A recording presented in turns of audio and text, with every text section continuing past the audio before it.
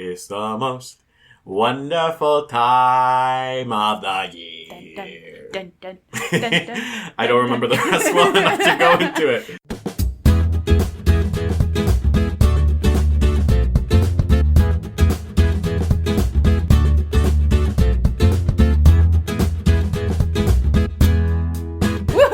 But welcome to the Fic List Holiday Special. Woohoo! Yes! Yay!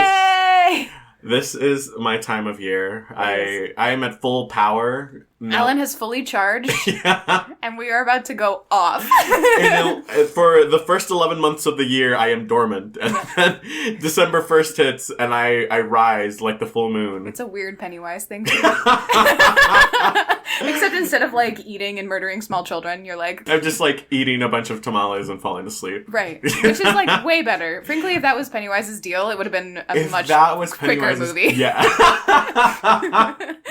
Oh, too true. All right, so I think it's pretty easy to say that what we're reading today is some Christmas fic. Yay! But what's our AU tag, Erin? All right, so it's not technically an AU, friends, but Ooh. we looked at our lives, we looked at our choices, and we realized that we were not going to get a whole bunch of new fics out to you guys in any semblance of time for it to make sense.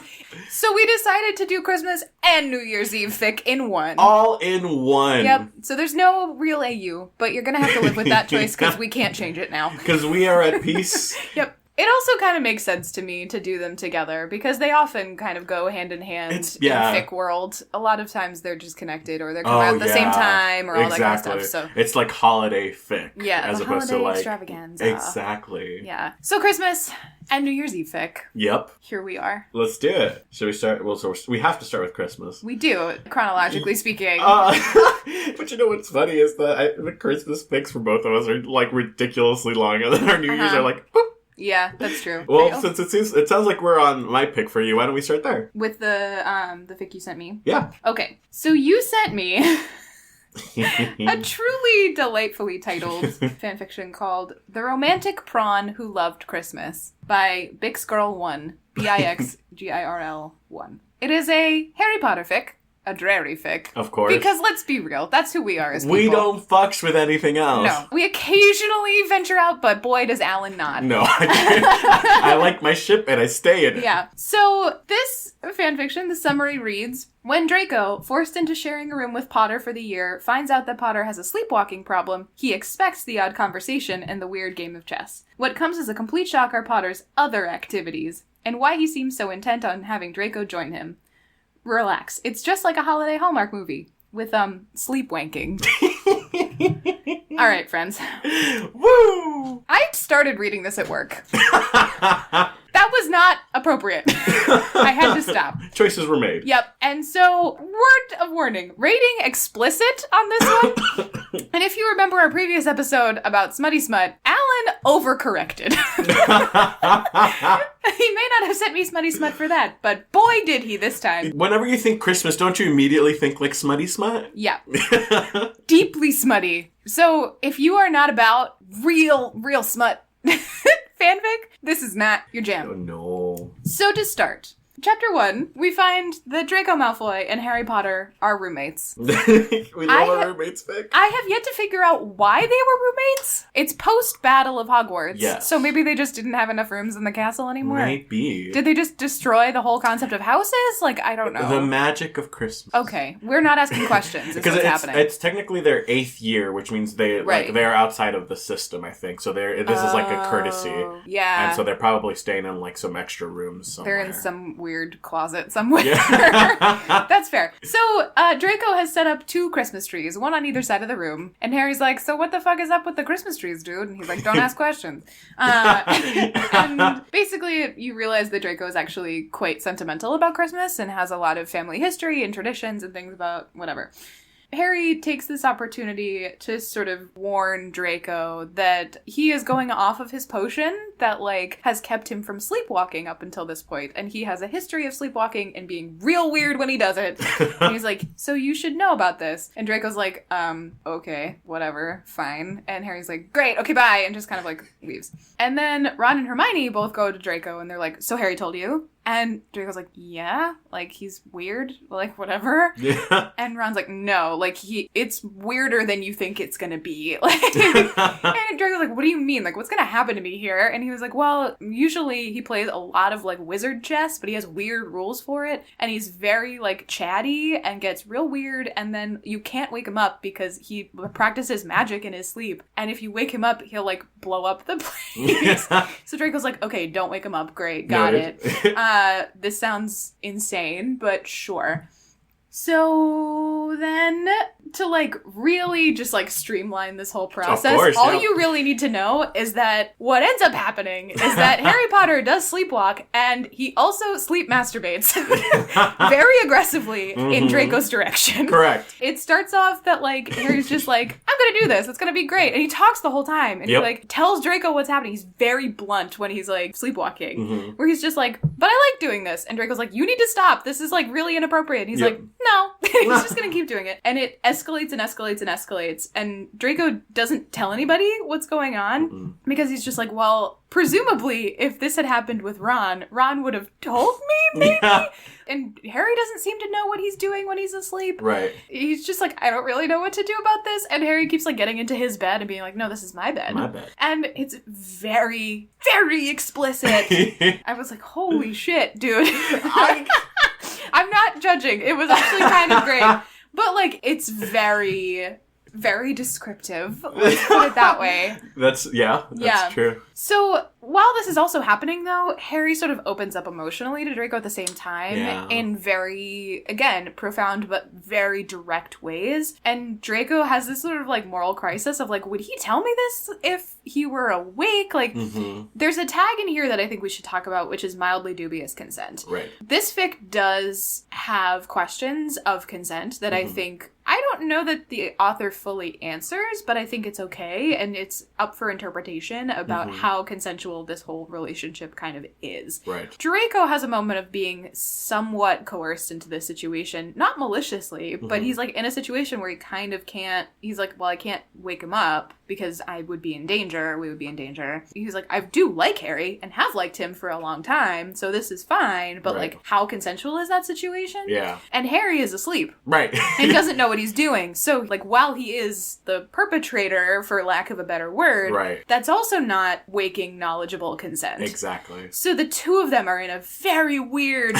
place. If that's triggering for you, don't read this, because that is something to consider. But I think that dynamic is interesting to sort of, like, parse through when you're reading this and see how it is handled and unfolded. Yeah, and I think it's, like, the majority of this is through Draco's point of view, and, like, he's grappling with this quite a bit in the first, like, 2/4 of the fic. Yeah. It is a very long 2-shot. Instead of a 1-shot, it's a 2-shot, which is cool. The other thing that I think is interesting is that over the course of time, you learn sort of the conditions of the Malfoys' continued, like, release into the world, and it sort of unfolds how post-war Death Eaters are, like, treated and what's going on with Draco's family. Draco is very, very aware that his family did bad things, and he doesn't excuse his own behavior or anybody else's. He's actively working to, like, course correct and be better. But he also has to reckon with the fact that, like, he knew his parents in a different way than other people did, and they were very kind to each other. They were a very loving pair to each other, and, like, that's the framework that he has for his family. And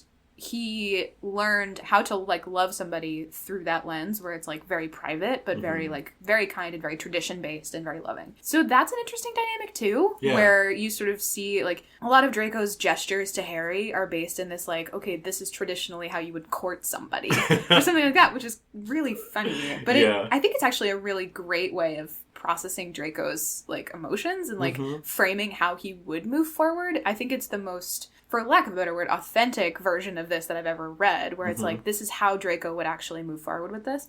His father is in Azkaban. Of course. And they can't visit him for 5 years. And that includes his mother. And his mother is not in Azkaban. No. But she is not allowed to see him for 5 years. And it's really, really hard for her. So As Draco and Harry continue to get more and more physically involved in Harry's sleep, eventually they do have a conversation while awake about being really into each other and, like, being really in love or whatever. And Draco has to tell Harry. Harry had said to him, like, don't tell me what I do when I sleepwalk. And Draco was like, you might want to know, though. Right. And Harry's like, nope, I really don't. And Draco was like, okay. And that, like, contributed to the, like, mildly dubious consent situation.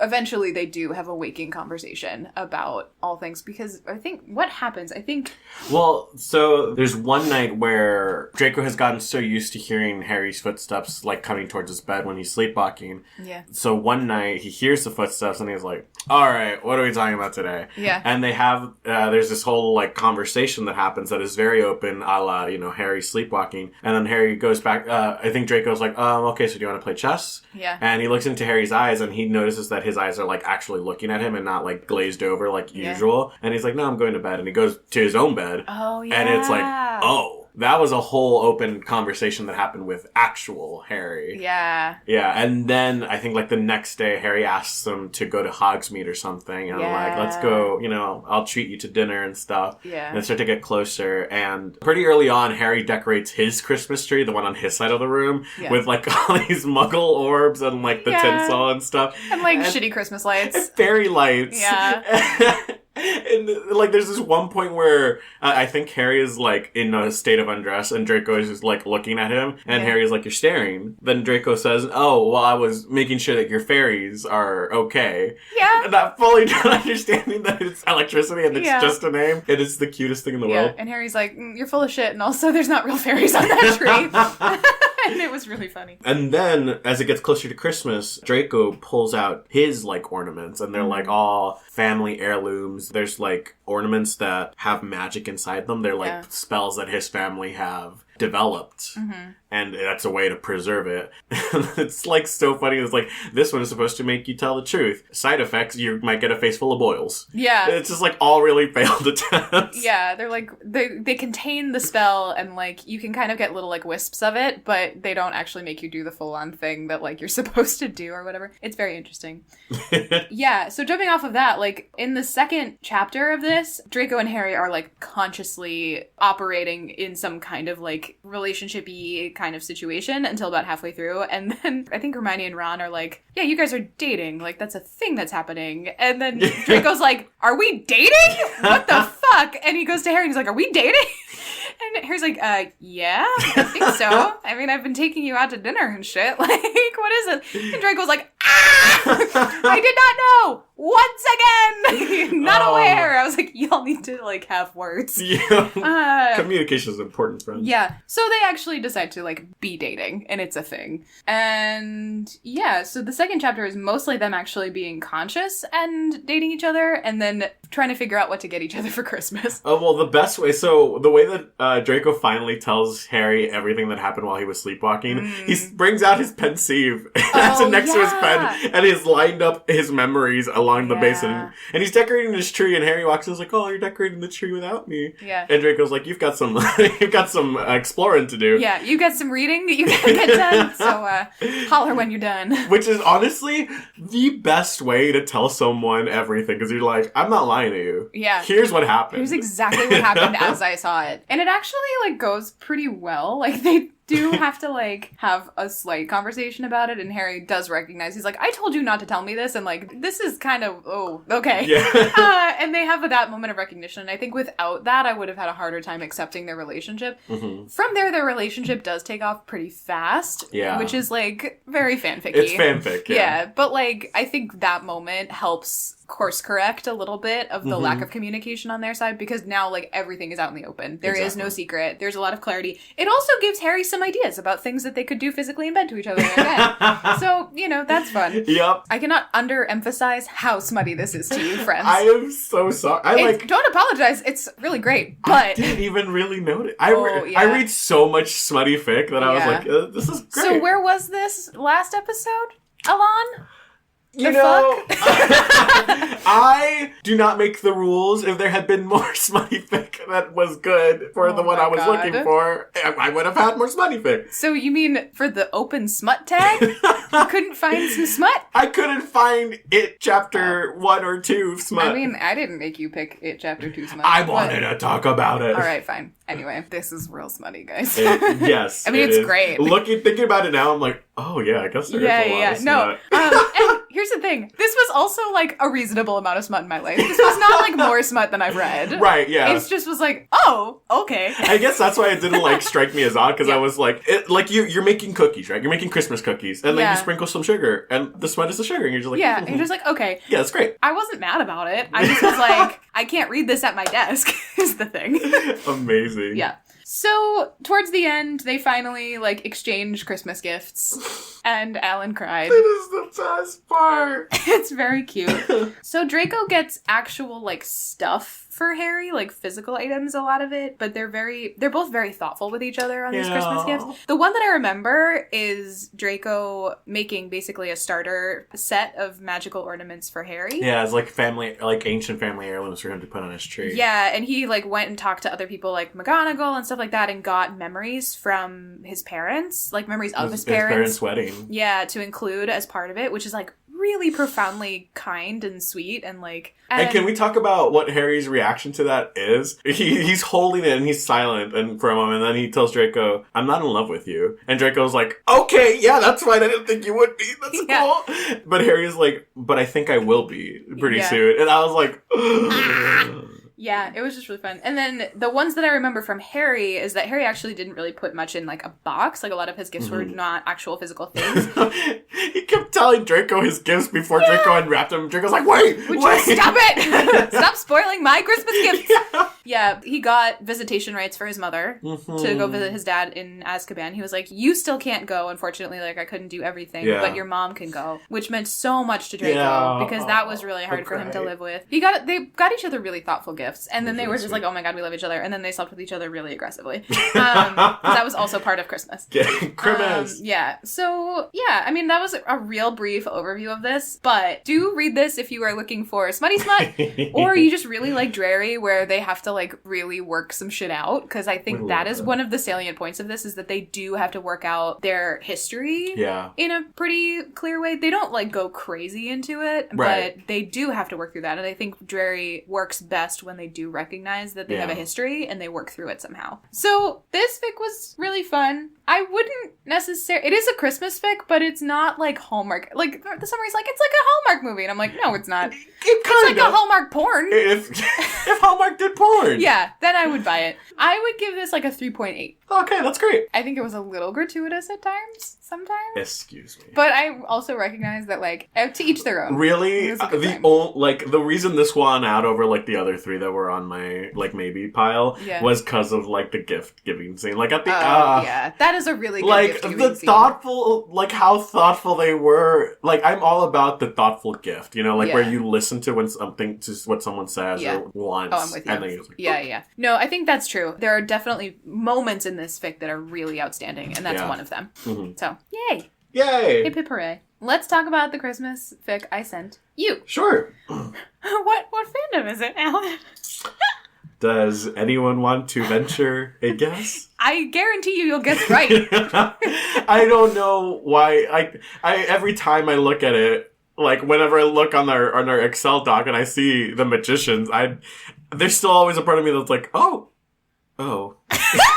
Yeah. Here we are again. Hello, darkness, my old friend. Okay, there's a thing that's happening in the Magicians fandom called the Magicians Hallmark Holiday Extravaganza, the MHHE, and it's basically this onslaught of Magicians Quelliot holiday fanfic. You're living your best life. I cried. I was like, I have a plethora of options to choose. So this particular holiday fic is called Hold Me Like a, parentheses liar, Lover Does, by Doom Kitty 25 and High King Marriott. Marriott, I think. Marriott. Ooh, I don't know. I don't know. Because it's actually like a mashup of Margot and Elliot. Which is why I think it's Marriott, but I don't know. Sure, High King Marriott. Yeah. Summary. Quentin wants to get his best friend off his back about dating again after his divorce. Elliot needs to convince his boss that he's a family man in order to get the promotion that he's been working for. What better way to get what they want than to fake a relationship during the holidays? Rule number 1, no catching feelings. What could possibly go wrong? Inspired by the movie The Mistletoe Promise for the Magician's Hallmark Holiday Extravaganza. Honestly, the only gripe with this summary would be I would have switched the Quentin and Elliot order. Because I feel like the part of this, like Elliot's part of the promise is a lot more relevant, or it's like bigger than Quentin trying to get his best friend off his back. Elliot has much higher stakes in the game than Quentin does. Quentin mostly does this to just kind of because a pretty boy asked him to. Right. And he's like, yeah, it would be nice to not be bothered about being in a relationship for a while. It's like a perk, yeah. Yeah, but it's not crazy. Elliot was like, I need help. Yes. So, yeah, I would agree with that. Have you seen The Mistletoe Promise? Nope. Listeners, write in. Tell us how it compares to how this fic compares to The Mistletoe Promise. Have you seen it? No, I'm very curious, but I know it's going to be straight, and I'm not interested. You're like, this is entirely too hetero for me. Yeah. Mm-hmm. Yeah. I mean, it is Hallmark. Side eye. So. Okay. So this magician's fic. Okay. Where to start? Did I break you again? So I procrastinated again in classic Alan fashion. Alan. I literally sent you my New Year's Eve fic yesterday. Yeah, I'm aware. Sorry. It was also not very long. You probably knocked it out in an hour. I did. Fuck you. While I was running laundry. And, I wasn't too worried, because I remember you saying, oh, yeah, I went with, simple, fluffy stuff, and I'm like, oh, great, so it's going to be, under 10,000 words. And the New Year's one is. Yeah. Then I looked at this one, 80,000 words, and I banged my head against my work desk. I was like, no! Already looking like I should see my future staying up till 2 a.m. finishing this fic. So sorry. No, don't be. That's my own fault, but...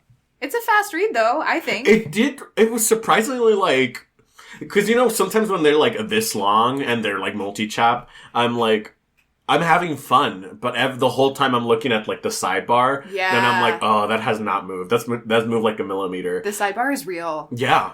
I don't know why. It's I'm glad I'm not the only person who does that, because I absolutely do that, where I look at it and I'm like, how small is the sidebar? Yep. And how fast is it moving? It's almost like a claustrophobic feeling. You're like, I'm never leaving. Yeah. I live here now. You're like, oh god, I'm only halfway through this. Yep. But the way that these authors write, it speeds through. You're enjoying it. It is a fucking Hallmark movie of a fic. In, keeping with the rest of my holiday choices, I was like, I'm going to find the most holiday of holiday choices I can find for Alan. I'm going to start off by saying I had the best time. Good. It was great. It was watching a rom-com. Yep. In, fic form with, queer people. Mm-hmm. And I was here for it. Yeah. Take that, Hallmark. Yeah, fuck off. So... I'm going to try to just jump through some things. Sure. So Quentin is part owner of a travel agency in Philly. Which is funny because Fillory. Yep. Mm-hmm. Of course. Yep. God. Oh, that's the other thing we should say. It's a completely alternate universe. There's no magic. Oh, yeah. Very, very There's your AU, listeners. Christmas AU. Very, very AU. So yes, he's part owner of this travel agency. He started it and then sold half of his shares. Yeah, part ownership. Part ownership to his wife, Alice, who he then found in bed with his best friend, Penny, and now is his ex-wife who runs the finances of his travel agency. And it is a yikes situation all around. I was livid. I saw red as I was reading. Because the whole thing is that where Quentin kind of opened the travel agency because of his love of Fillory and of imagining traveling to different fantastic places. Mm-hmm. And so this was kind of his dream to be able to help people do that. And the thing he likes best about it is that every holiday season they have this charity program where they send however many number of families on all expenses paid trip around the U.S. or around the world. And he's seeing the kids' faces when they realize they're going somewhere makes it all worth it. And so the fic kind of opens with Alice cutting his budget in like half. And she's Yeah. been doing this for a few years now. Yeah. So this budget is getting smaller and smaller and smaller. Mm-hmm. And Quentin not having like the headspace to properly, you know, stand up for himself. And Alice being a total C word. Mm-hmm. But, by the way, it's my favorite swear word, but I'm in the presence of a lady. So Yeah. I will not. I will punch him in the throat if he says it out loud, so... And it's so infuriating. Yeah. And, like, heartbreaking, because we've talked about Quentin and, like, how, you know, he deals with depression and anxiety and all of that. So that's translated very well into this fic. And seeing it in play when... Like, I can't imagine how anyone would react if you were still business partners with your ex-wife who cheated on you. Yeah. And, like, your best friend who cheated is also still working there. Yeah. Oh, It's bad. It is awful. Yeah. Like, I read that and I was like, this can't be a real situation. Like, my brain could not comprehend the thinking about that. I think it's also interesting because this is a fic where Alice is not a good person. Mm-hmm. And that... I think the Alice-Quentin dynamic from the show is complicated, and fic usually complicates it even further because that's what fic does. Yeah. I think it's a really thoughtful way of making their relationship complicated. I don't think it's, you know, villainizing Alice for the sake of villainizing her, which sometimes fic goes down that road because people are so invested in Quelliot, and I get it. Yeah. But this is a very human thing to go through. And it's heightened, certainly. Sure. It's dramatic, but Grimace. it is fundamentally, like, this could happen in real life. And it is an interesting thing to then have to tease at and be like, what would this situation be like? Particularly for Quentin, who is so anxious and so, like, sad. Like, what does this mean? Like, what does this look like? Same. Yeah, but it's not, you know, Alice isn't evil for the sake of being evil. Right. She also has her own motivations that are given weight. Yes. Good. Very, very good note. Yeah. I can't see through my anger. I know. And I was pissed at her too, but I was Sure. like, okay, I see. You're just more emotionally mature. You know? Maybe. So we also find out that his best friend now, Julia, works at the company with him and essentially has followed him from company to company. Yeah, and like has for the whole time. Yeah, and so she was there when he founded it. And so Julia like asks him what's wrong, and Quentin tells her, "Oh, you know, I just got the budget, and we've been like cut in half again." Yeah. And Julia's like, "Leave, start a new one. You know, I'll go with you." And Quentin's like, "I can't do that." Yeah, he's like, "This is my baby." Yeah. Like, and so right off the gate, the stakes are high, and you're like, "Oh fuck! I have to read this whole fic to know how this resolves. I need resolution." So we cut to Elliot, who is a lawyer at Loria Fogg and Associates. Yep. Loria is another land in Fillory. Or not in Fillory, but it's like a neighboring kingdom. Who's Fogg? Henry Fogg is the Dean of Breakbills. I see. Idri is the King of Loria. And Associates? I don't know who the associates are. Presumably associates are just people. Right. So Elliot comes in for a regular day, is heading to his office, and he sees Margot leaning against the door. Mm-hmm. Margot works there and has an office right next to him, which we love. Yep. We stand. I live. Yep. And Elliot's like, all right, what's with the look on your face? Why are you hovering? He opens the door, and there's a candy cane hanging from his monitor. Mm-hmm. And apparently this is some fucking nonverbal way of saying, hey, you're being considered for a promotion to partner. Yeah. And I was like, all right, guys. Yeah, I was like, all right, an email would have sufficed. Yeah, is that a how... gift basket? Is that how high-powered lawyers work? This is weird. I've got no time for an email. Here's a candy cane. Yeah, really. And so Elliot is like, oh shit, this is huge, because this is something that Elliot has been working for a long time. Mm-hmm. And so he's very excited, and he asks Margot who else has gotten a candy cane, and she says, oh, just Poppy. Poppy is... from season 3 of the show. She's actually played by Felicia Day. She is a dragon hunter researcher person. Basically, she's just kind of crazy. And, like, her and Quentin have a bit of a tryst, and it's a whole thing. Fuck. Yeah, it's a... She's an interesting character that you really don't need to know a whole lot of background about. She's used a lot in fic as just, like, a standing kind of, like, pseudo-villain, because she's not evil, right. but she's not great. It's a whole thing. Okay, yeah, I don't need to know all of it. In my head, she was a middle-aged dumpy woman. Oh, no. She's Felicia Day. She's beautiful. Oh, I know. Knowing that it's Felicia Day, I'm like, oh my god. Yeah, she's gorgeous. But yeah, she's kind of a weirdo. Like, she's an interesting one. She's and she's out after a couple of episodes. She doesn't really come back. Listen, if it's not Quentin, Elliot, Margot, Julia, Alice, or Penny, in my head, I replace them with stock characters. That's fair. Oh no, Todd. I love Todd. Yep. Todd is an experience for all involved. Yeah. Yeah, so we find out that Poppy is the only other employee at the firm to have gotten the candy cane.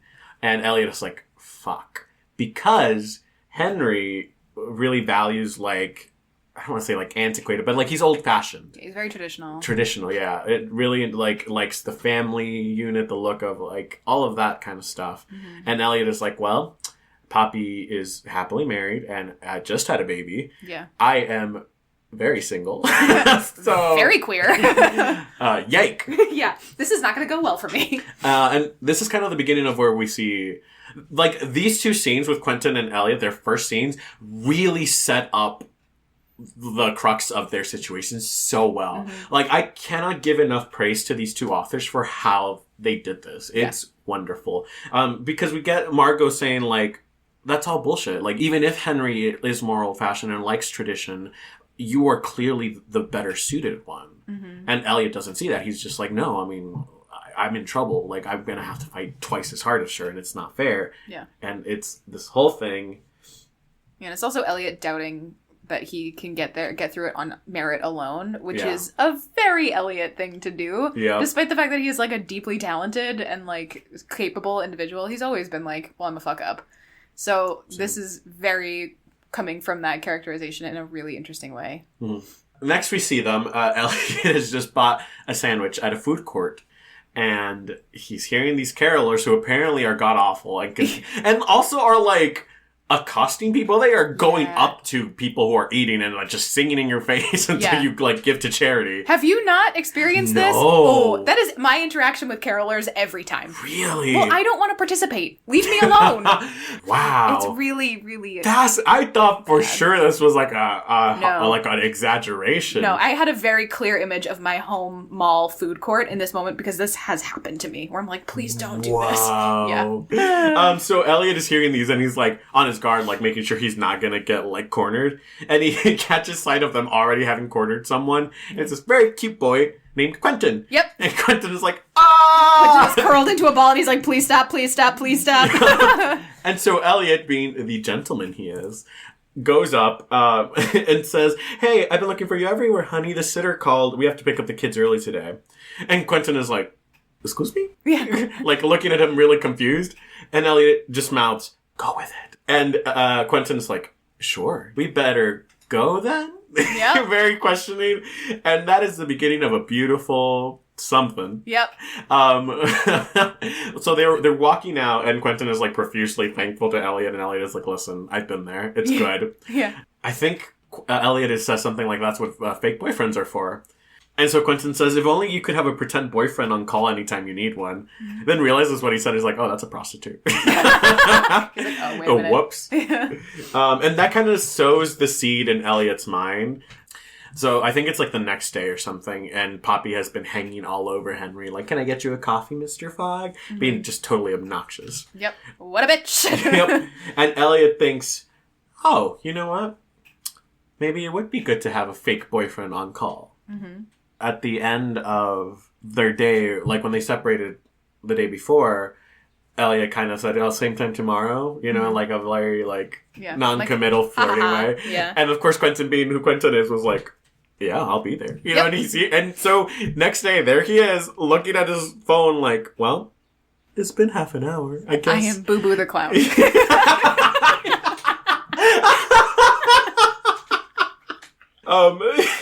So he hasn't eaten a sandwich, and he's just looking at the time and being like, all right, I will give him 3 more minutes. So Elliot shows up eventually, and they have a conversation where Elliot is like, so listen, I kind of have a proposition. I'm up for a promotion at work. My boss is very traditional. You know, he cares really about like family unit, and I think me being in a relationship would kind of tip the scales in my way.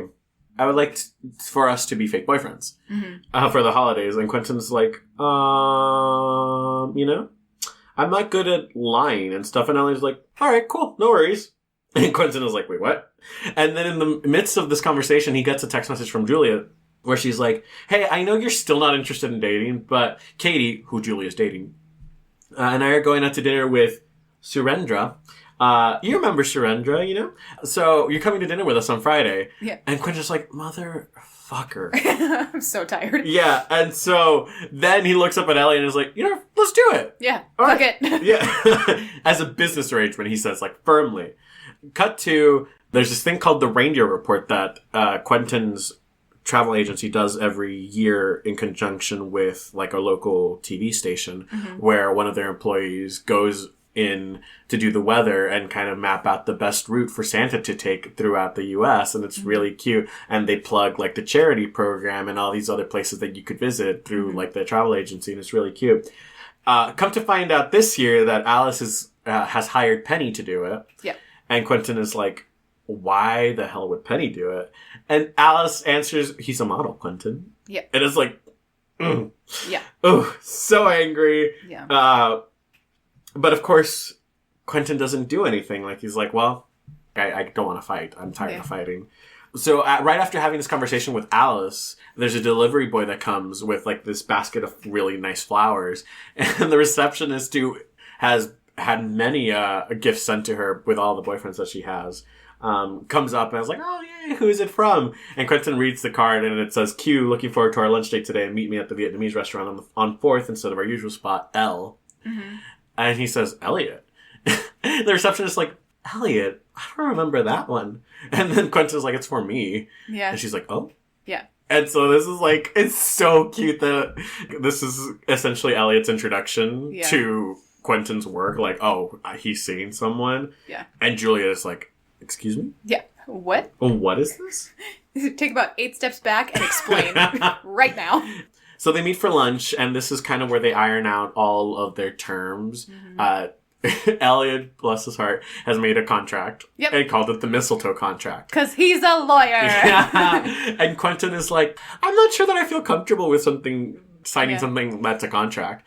And Elliot is like, well, it doesn't have to be a contract. It could just literally be anything else. He's like, promise? Yeah. And so now the mistletoe promise is born.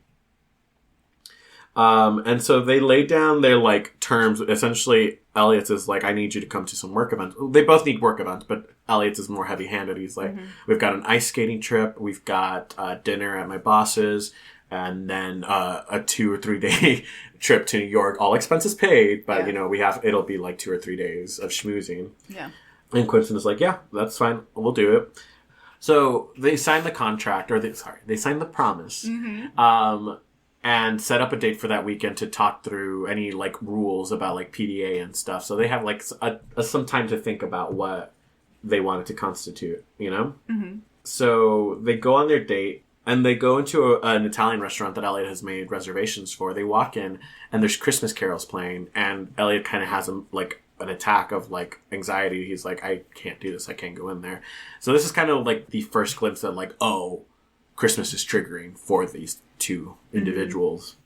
Quentin is like, oh, you know, it'll be fine. Until he realizes that Elliot is actually having a moment. He's like, hey, we can go somewhere else, you know? Yeah. And Elliot is like, no. I said we would do it. Let's go. And he's like putting on a brave face and doing that thing. So they sit down, they place their order, and Quentin states, you don't really like Christmas, huh? And Elliot, like, notices that Quentin is not judging. He's not like, oh, you don't like Christmas, right? It's just very, like, matter of fact. And Elliot kind of, like, feels kind of a safety talking to Quentin about it and says, you know, it's never been a particularly happy time of the year for me. There's 3 particularly terrible years that haunt me. My Christmas ghosts, if you will. Oh.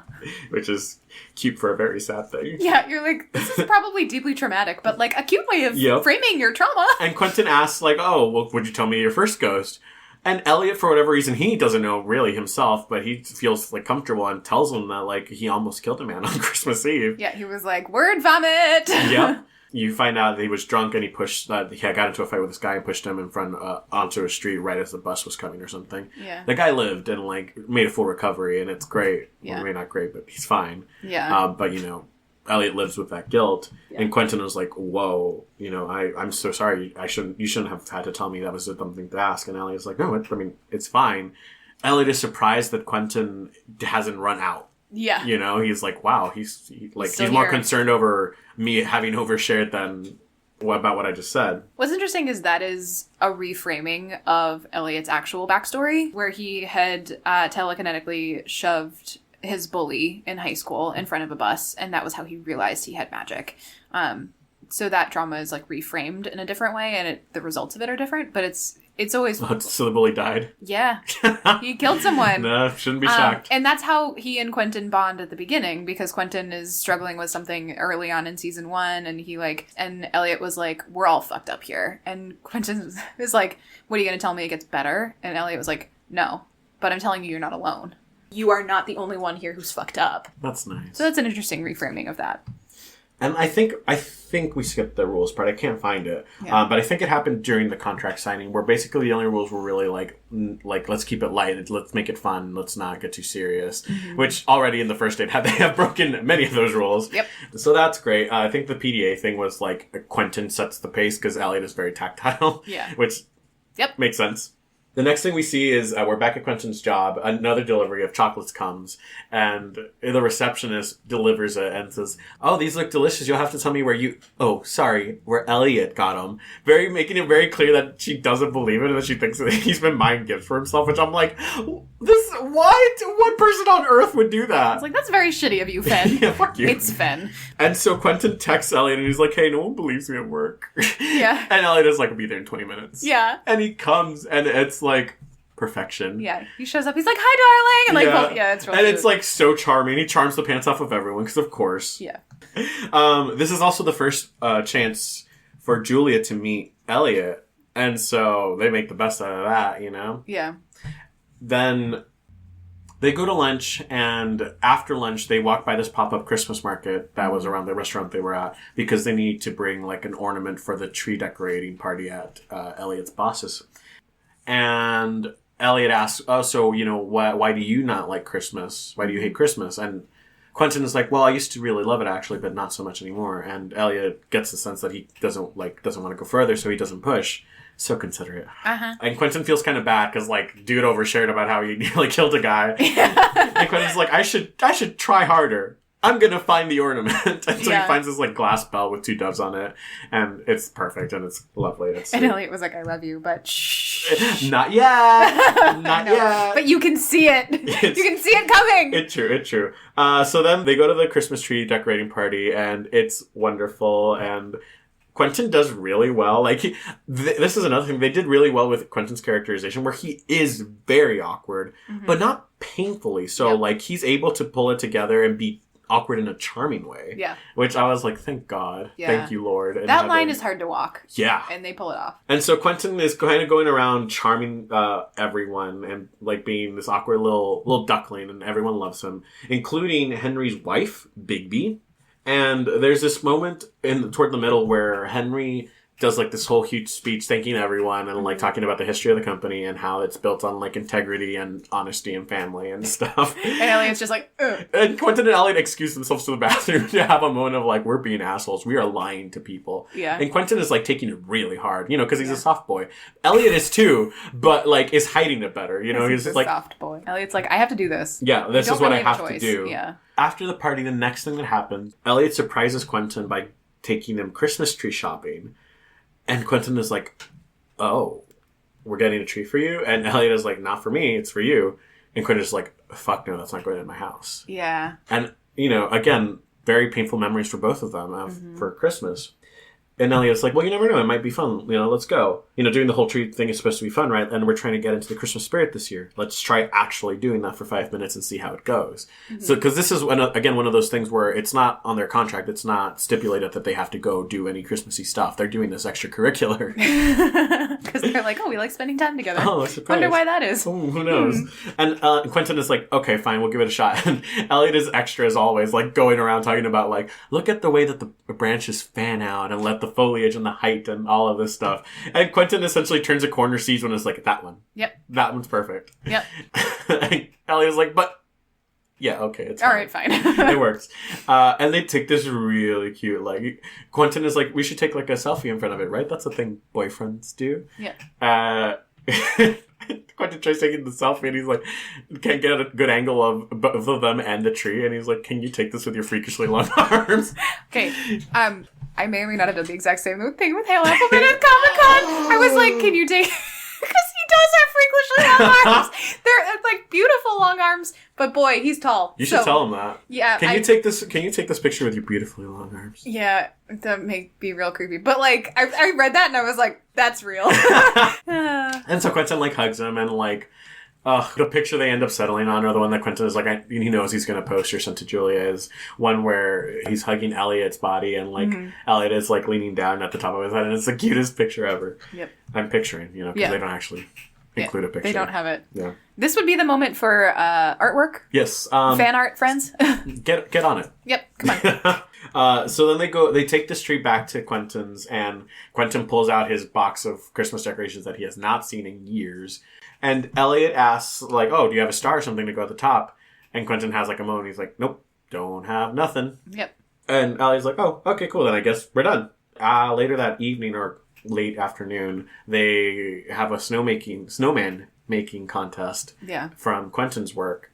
And that's the first time that Elliot meets Alice and Penny, which is deliciously tense. Yep. And I just want to be like, punch him. Yep. Punch him. Just hit him. And then they start having a snowball fight, and eventually Elliot tackles Quentin onto the snow, and they're laughing, and it's cute. And Quentin looks to the side and sees that Alice is watching, and he's like, kiss me. Yeah. And Elliot is like, okay. And they make out in the snow, and I died and went to heaven. Yep. We live. We lived. And that was kind of the first point where Elliot is like, oh, he cute. Yeah. I mean, that's not true. He knew he was cute, but it was the first time where he was like, oh, I felt something. He was like, my feelings might be more genuine than I am allowing myself to think about, but like, oh, this was nice. Yep. So later that evening, Elliot is dropping Quentin off, and Quentin's like, you want to come in for a night? And so they do, and they're having drinks, and I think they're a little off kilter because they both felt something, but they're like, uh-oh, that wasn't part of the promise. Oh, no! How the fake dating trope always goes. We're just like, oh no! Oh boy! And so they're a little off kilter, and Quentin really wants to like make things like okay again between them. And so he like pulls out this box from the back of his closet, and he's like, I lied before about not having something. And this is when he tells Elliot like what happened with Alice and Penny, and he says Alice, used to love being the one to put the star on the tree, and so that was like, it was just painful to think about. Also, he found them in bed together on Christmas Eve. Yes, sorry, I forgot. Yeah, so he was like, so Christmas has been hard. Christmas has been not great. Yeah. So Quentin pulls out the star and puts it at the top of the tree, and he's like, I haven't had a tree since that day, but I would like to be the one to put the star on now. And it's this whole moment of like Quentin really reclaiming Christmas as his own, and like reclaiming even just this small thing. Yeah. And it's so beautiful. And stepping back into his life. Yeah. And being like, nope, this is mine. Next thing, we see Quentin stepping out of the elevator at Elliot's building, and with a basket of gingerbread cookies that Julia made, but Quentin helped. What Quentin is going to take credit for, goddammit. Yep. Comes in, the perfect boyfriend, ready to surprise his boyfriend at work. Realizes, I don't know where I am. I don't know where his office is. Uh-oh. Henry comes up, and he's like, hey, thanks for coming. It was really lovely to meet you. And like, it was lovely for you to come, and we loved having you. Bigby, like, loved you.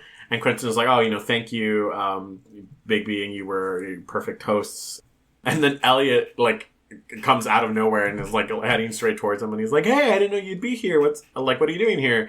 And Quentin tells him, oh, I have gingerbread cookies that I made. Wink. Made. And so they have this whole moment where, like, Elliot is staring fondly at Quentin, and Quentin is, like, staring dreamily up at Elliot. And Henry's like, well, I'll leave you to it. Yeah. I'll just take a few of these gingerbread home. And, lovely to see you. Hope to see you at the ice skating rink tomorrow. So they go to Elliot's office, and Quentin is like, I can't really stay for very long. I just wanted to drop these off. I have to go back and finish my work because I spent all morning arguing with Alice about, who's going to do the reindeer report. And Elliot is like, the what? Yeah. Excuse me? And so Quentin explains the whole thing with Penny and Alice and the reindeer report. And Elliot is like, oh, well, maybe he'll surprise you. And Quentin's like, I don't know. We'll see. Margot walks in and it was like, oh, this is adorable. And Quentin's like, yeah, well, I'm sorry, I can't stay. I need to go. And Margot's like, oh, I'll walk you to the elevator. Yeah. And Elliot says, bye, lover, as he leaves, which is adorable. And as they're walking, like, Margot has this moment where she's like, if you break his heart, like, I'm going to cut you up into tiny pieces that no one is ever going to find. Yeah. And Quentin is confused because Margot is the one other person besides Elliot and him that know that this is a contract. This is fake. Yeah. And he's like, but this is fake. And Margot's just like, I said what I said. Goodbye. Yeah. And Quentin's like, okay. So then the next thing is they're at the ice skating rink with Elliot's job, and Quentin is having a full-on, like, moment of, like, this is not going to be great. I'm going to fall so much, because he's never ice skated before. And Elliot is, of course, perfect at it, which is great. And they have this moment where, like, you know, Elliot is holding his hand and holding his arm, and, like, before you know it, Quentin is skating with everyone, and it's great. So, cut to the day right before the reindeer report is going to be filmed. And Quentin and Alice are having it out again. Quentin is like, does he know the script? Like, have you seen him rehearse it? He's so monotone. How are we supposed to advertise the company and the charity program if he is just going to be super monotone and have no holiday cheer? And Alice is like, he's going to look great and it'll be fine. Also, one other small thing, we're not promoting the charity this year. Mm-hmm. And Quentin is like, what the fuck do you mean? Mm-hmm. And that's knockdown, so angry. Yeah. Like, the one thing he loves about his company that he's built at Alice is like, we're not doing that shit. Yeah. So, reindeer report, we're not talking about the charity, and Quentin is devastated. Yep. He is pissed. Elliot walks in, and Quentin's like, what are you doing here? And he's like, oh, Penny and I are going out for a drink. You know, I figured I could give him some tips about, being on TV or, like, talking with confidence and stuff. And Alice and Quentin are like, what? Yeah. And Penny is like, yeah, bye. And so they leave, and Alice and Quentin are left with, like, so much confusion. Yup. Same as me, truthfully. So, next day, they're at the studio. Penny goes up, is in front of the camera, starts talking, is monotone, realizes it's monotone, tries to inject some Christmas cheer, sounds sarcastic, and then says, you know what, fuck this. Tears off his mic packet, drops it on the floor, and walks out. Leaves. And everyone is like, what? Yeah. Like, Alice literally says shit. Yeah. Which also, like, Alice, what the fuck? Yeah. Some common sense, you dumb bitch. Anywho. You could have seen this coming. Like, even if it was to stick it to Quentin, like, this is half of your company, too. Right. You want to put a best foot forward anyway, semantics. And so the news anchor or the director of the station is like, oh, fuck, all right, let's cut back to the reporter, I guess. And Elliot says, hang on. Quentin, you do it. You know the script like the back of your hand. And Quentin is like, I cannot do it. Yeah. I am a nervous boy. Yeah, I am a shy boy who does not wish to be seen. Correct. And Elliot is like has this moment where he's like, you can do this.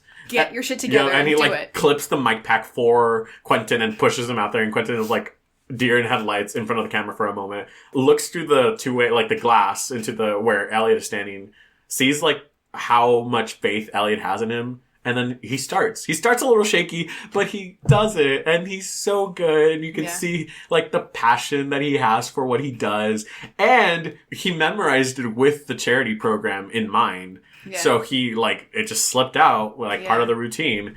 And, you know, it's not his fault that fucking Alice didn't waited until the day before to tell him that there was going to be a change. Yeah. So. And he's also, not sad about it. Not at all. Yeah. It's amazing. And there's this beautiful moment where he runs up to Elliot and, hugs him. And he's, shining with how proud he is that he was able to do that. Yeah. And you are I'm in tears. And I'm like, oh my gosh. Oh, precious baby. Yeah. And then Alice is there and is obviously pissed. And was like, you and your boyfriend did this to sabotage it. And you talked about your stupid fucking charity program. And she's pissed. Yeah. And Quentin is like, it's not my fault. I told you Penny could not do it. Yeah. Quentin's like, eat shit, Alice, basically. Yeah. And Alice storms off. And then Quentin has to ask Elliot, you actually didn't do anything to sabotage him. And Elliot's like, no, I honestly did not. I was trying to help. You know, I really, like, you've helped me so much with all of my work events, and I just wanted to be able to give you something substantial. Right. So I just taught him a little bit about confidence and stuff, but I guess it didn't really take. Yeah, he's like, it either didn't take or I fucked it up and didn't realize. Like, basically, he's like, I'm so sorry. Like, this was not my intention by any means. Like, I know this is bad, actually.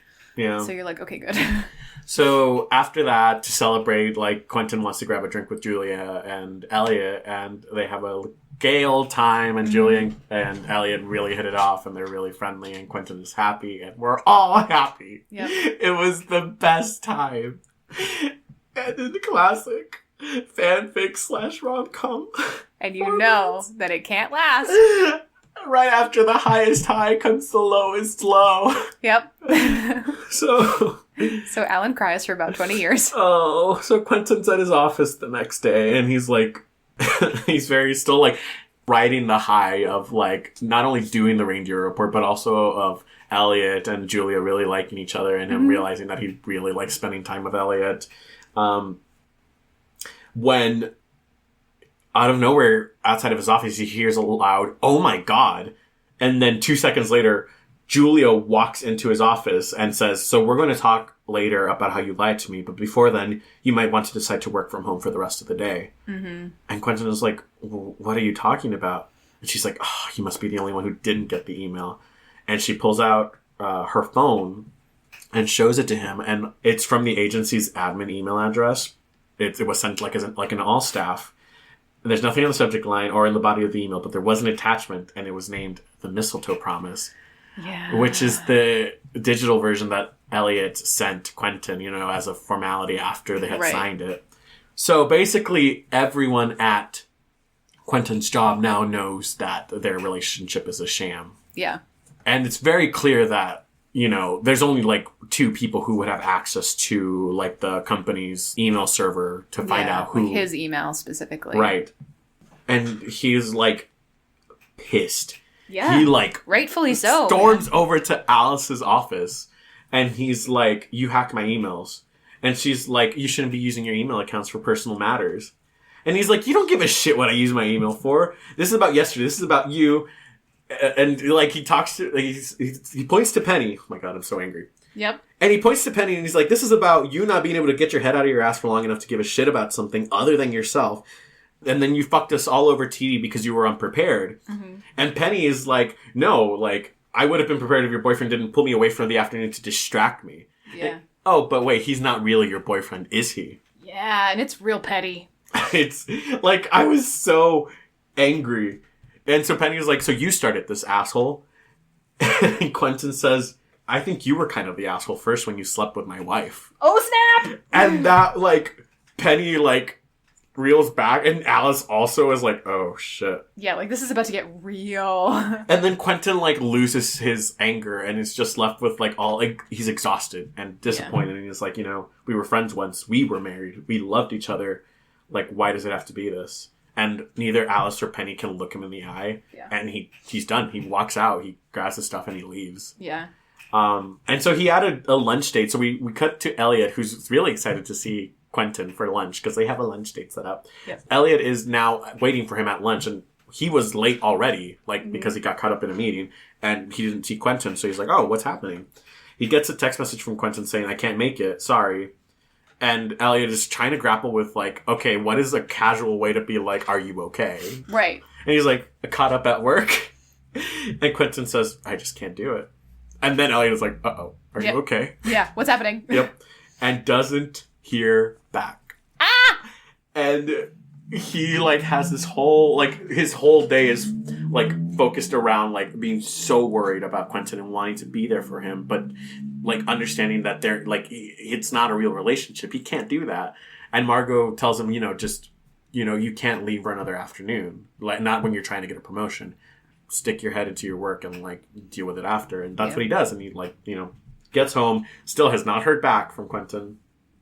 He's like, "I'm going to call him." Calls him, gets his voicemail. Calls, like, Julia. But, so what happens is he gets home, he's, like, all depressed, which, this entire part, too relatable. I was like, this is too relatable. he finally gets a response from Quentin that says, "Sorry, I'm okay. I just need a minute." Yeah. And Elliot is like, "Do you want me to come over?" Like, all care to the wind. He's like, "I want it." Like, he wants to be there and, like, make sure he's okay and, like, comfort him. And Quentin replies, "Yeah, so that's the exact opposite of giving me a minute. But that would be nice, actually." But yes, please. Yeah. And so Elliot is, like, grabbing his stuff, and he's almost out the door when he gets another text message from Quentin that says, "Hold on, Penny's here. I'll text you after." Yeah. And Elliot's like, "What?" Penny? We cut to Quentin, and Penny is at his house. He brought a 6-pack of beer. Mm-hmm. Penny has come to apologize for what he did to Quentin and for being cruel to him for years just for the sake of being cruel. And he, like, it's very... Like, Quentin talks or thinks a lot about how Penny and him have always had this kind of relationship where Penny has a hard time expressing his feelings. Mm-hmm. So he knows how much this means, like, for Penny to do this. And Penny, like, apologizes and they really hash it out. They do. Like, Penny apologizes and says, you know, "I think the reason that I've been cruel to you just for the sake of being cruel is because I couldn't think about what I had done. I couldn't live with the fact that I had hurt you the way that I did." Yeah. And it's this really, like, ow moment where you're like, shit. Because on one hand, you don't, like, at least as a reader, for me, like, I hold grudges. Yep. And it's very hard for me to just be like, yeah, that's fine. You know, this is huge. Granted, it's been a few years, but, like, every day of torment of, like, taking over my company, of not letting me do the things I want to do. But, you know, Quentin is a good boy. He's a soft boy, and he's like, he's just tired of fighting, and he's like, yeah, let's let go of the animosity, and let's try to move forward. Let's move forward, yeah. Nothing is, like, we're not going to be best friends again. No, yeah. But, like, let's move forward with this. Yeah. So we got back to Elliot, who has started to drink whiskey by the cup. He's like, gloop, gloop, gloop. He's trying. Something that I thought was done really well in this is that they don't, like, outright talk about Elliot's, like, substance abuse with alcohol, which we all know is a thing. Mm-hmm. But you can tell a lot in the way that he acts around alcohol. So, like, the first part of it says Elliot had poured another 2 fingers of whiskey and brought the glass to his lips before he remembered that his last glass was going to be his last one. Mm-hmm. Which is just, like, a very subtle way to, like, acknowledge this is something that he has to be conscious of. Yeah. And I thought that was, like, wonderful. Well done. So it's been 2 hours of him not watching Netflix and just, like, drinking and trying to, like, take the edge off. And he has called Julia to, like, ask, you know, and told him, you know, "Penny's there. What's happening? Do you know anything?" Eventually, he gets a phone call from Quentin. And he's like, "Q, what happened?" So now Elliot knows that everyone at Quentin's job knows. And so they have this whole phone conversation where Quentin tells him, you know, like, "I'm so sorry. And, like, I've had a really rough day. And you know what happened now, and I feel so bad about lying to Julia." And Elliot's like, "Well, I talked to Julia, and she's going to be okay. Give her time. Mm-hmm. But it's going to be okay." And so Quentin tells him why Penny came over, to apologize and, like, try to make amends and move forward. And Elliot is like, "Well, do you believe him?" Mm-hmm. And Quentin says, "I want to, you know, I want to move forward." It's so nice. And he's like, "I don't know that I can trust him, but I just, like, what do I have to lose from giving it a shot?" Yeah. Anything is better than what we've been doing, right? Basically. And Elliot asks, "Are you okay?" And Quentin says, "I think so. I just think I need to sleep for about 5 years. At least the flight isn't too early tomorrow."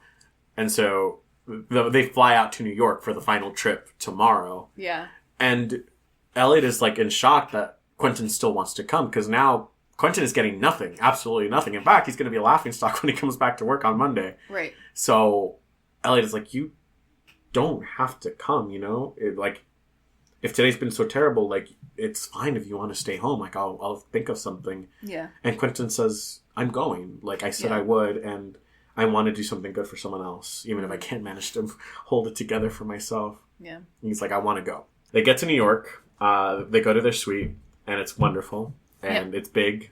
It's one bed, which Quentin did not think about, despite the fact, like, oh yeah, I guess that makes sense. We would have one bed as a couple. I live For The there's one only bed one trope. bed. Yeah, the There's one only bed one trope. bed.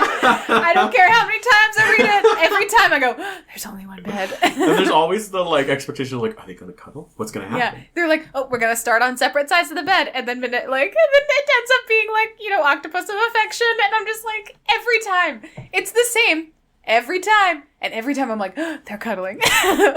There's one bed. It is delightful. Yeah, so they have an event that night, and so they're getting ready. And Quentin is really nervous, and he's in a very vulnerable state with all of it that has just happened. And he's trying very hard to. So at this point, Quentin has also started to. Elliot pretty much knows that he loves Quentin. Yeah. Quentin is still kind of oblivious about it, and has started to notice that he enjoys Elliot's company and likes the way Elliot looks. Yeah. As evidenced by Elliot coming out in just a towel. Yeah. And Quentin, having to lean over the sofa to look closer. Yeah. Being like, Ooh, interesting. So they're getting ready. Quentin is ready. And he hears a soft curse from the bathroom. And he's like, are you okay? Walks in to see that Elliot is having trouble tying his tie. And he says, need some help. And Elliot is like, I know how to tie a tie. And Quentin says, I know you probably know how to tie this 20 different ways that I don't, but let me do it anyway. Yeah, let me help you. And you're just like, oh god. It's so soft. Yeah. So soft. And it's a really nice moment to kind of ground them. And Elliot brings out a gift that he has for Quentin, and there are these cufflinks in the shape of ram's heads, which apparently they're not designed to be fillery themed, but Quentin is touched. Yeah. To He say is the floored. least, yes. To have someone not only know about his obsession with this fantasy series, children's fantasy series, but to have someone thoughtfully pick a gift out for that. Yeah. Well, it means he had to know enough about the series to recognize that it was meaningful, which means he has taken an interest in Quentin's interests. Yeah. So at the mixer, Elliot is really having a hard time because he knows he loves Quentin, knows that Quentin is just, faking it for the laughs, and also now is feeling really guilty about the fact that he's putting Quentin through all of this and lying to everyone in his job. So he's having a time. Yeah. Quentin is his usual charming self, and so they're at this mixer, and someone asks him what does Christmas mean to you? And Elliot is triggered again. Yeah. Christmas ghosts, and Quentin saves him by saying, "Why don't you tell him that story about those friends of yours you met in the mall?" Yeah. And Elliot goes into the story about how they started fake dating for something, and then they fell in love, and it's this moment of oh no. Yeah. And then Bigby comes over and is like, that was you, wasn't it? Yeah. And Elliot and Quentin were like, oh. And finally Quentin was like, last year. Yeah, that was us last year. And here we are now. Yeah, a year in, and delightful, and definitely for real dating. Yeah. And Bigby is over the moon. And she's like, I can't believe you hid him away from us for a whole year. Yeah. And it's, breaks your heart. Yep. So they leave the party. And Elliot is like, let's walk. The hotel's not too far from here. And Quentin is like, it is snowing, sir. It is cold and dark. But he does it anyway because he's a good boy. Yep. Tough boy. Because he likes Elliot. Yep. And so they walk around the corner, and there's this carriage that looks like straight out of a fillery fantasy world. And, of course, Elliot has already prepaid for it. And yeah. It's so sweet. And they take this carriage right back to the hotel. It's snowing. It's beautiful. And Quentin is a little cold, so Elliot puts his arm around him, and they're leaning on each other. They have this really charged moment where they look at each other, and it's clear that the next thing that should happen is a kiss. Yeah. And Quentin looks away. Yeah. Quentin bails. Yep. And Elliot is like, see, he doesn't want you. Yep. That's proof enough. But in Quentin's brain, it's like, we did not agree to this. Yeah. I do not want to push him. He is a good boy. He's following the rules they set out. He's like, I should not do this, even though I want to. So they get back to their hotel room, and as they're getting ready for bed, Quentin realizes, again, the one bed problem. He's like, I could sleep on the floor, or the couch looks like it's big enough. Yeah. And Elliot is like, or I know how to keep my hands to myself. And so they are sharing this bed, and apparently neither of them packed shirts to sleep in, so they just have pajama bottoms. They did not think about this. I was like, come on. Or they did think about this. Yeah, or it was a plan. Yeah, so they're laying in bed. Neither of them can sleep. And Elliot is kind of turned over to look at Quentin. And then he feels like a knee against his knee. Yeah. And then he feels some fingers on his forearm. And you're like, oh. And then Quentin, like, kisses him. Yeah. And then they fuck. Yep. It escalates very quickly. Very quickly. And very quick. My God. So good. Yep. So good. Oh, it's fantastic. And it's, like, the perfect amount of, like, smutty with, like, actual feelings. And, like, you can, like... Quentin is in love with him and Elliot's in love with him, and I think like they say something to that effect of like, you know, it's like, oh, I've actually really liked you this whole time. And, like, they mentioned at one point like Elliot is like, I wanted to kiss you on the carriage, and Quentin says, I wanted you to, and Elliot's like, oh boy, okay, cool. So the next morning... I live for a morning after. Fuck you. I do. I really do. You. I think they're great. Fuck you. God, they're so angsty. Oh, I hate you. I hate you. I hate you. I got to this chapter and I was pissed at you all over again. I was like, you've got to stop sending me shit that's going to break my heart. I can't. Like, why? Magicians fandom, I get it. We're hurt. I understand. But it, like, come on. I know. Why can't we ever just have some fluffy shit? Like, there's always, like, a moment that breaks my heart. There's always, like, Quentin doubting something and hurting Elliot and Elliot being really hurt, and then, the misunderstandings. But it always resolves in the end. Oh, fuck off. I have to read another 10,000 words before I got there. It was 1 a.m., Aaron. Yay, you were here. It's fine. Oh, my God. Anywhoomst. So the next morning, Quentin wakes up in Elliot's arms, and, like, it's very clear that Elliot is, like, in Cloud 9, and Quentin goes to the bathroom to take a shower, and in the shower has, like, a whole panic attack where he's like, oh, I love Elliot. And it's like, yeah, buddy, welcome. Yep. Welcome to where we have been for the last 6 chapters. Yep. Oh, my God. And so he has this moment where, like, this is where Quentin's actual, like, anxiety and, like, comes into play, where he, you know, has that moment of, like, what if I'm not good enough? You know, what if after we're done impressing his bosses, after he gets his promotion, he gets bored with me? Like, what if I get hurt again? And so he makes the decision to throw up walls and be like, I can't do this. And so he comes out of the bathroom and Elliot is like, you know, all sexy with an open robe and like in the covers. It's like, good morning! Yeah, but he's like, I thought we could order room service before we have lunch in a few hours, or we have time enough for... Yeah. And that's when Quentin's like, I can't do this. Yeah. I'm sorry. And Elliot breaks. Yeah. He, like, shuts down and he's like, oh, okay. Yeah, Quentin self-sabotages and it causes a significant amount of collateral damage. It is devastating and I have never forgiven you. I'm so sorry. But I'm not, because it's great. And so they're getting ready to go to the last event of their promise, which is this lunch where they announce who's going to be partner.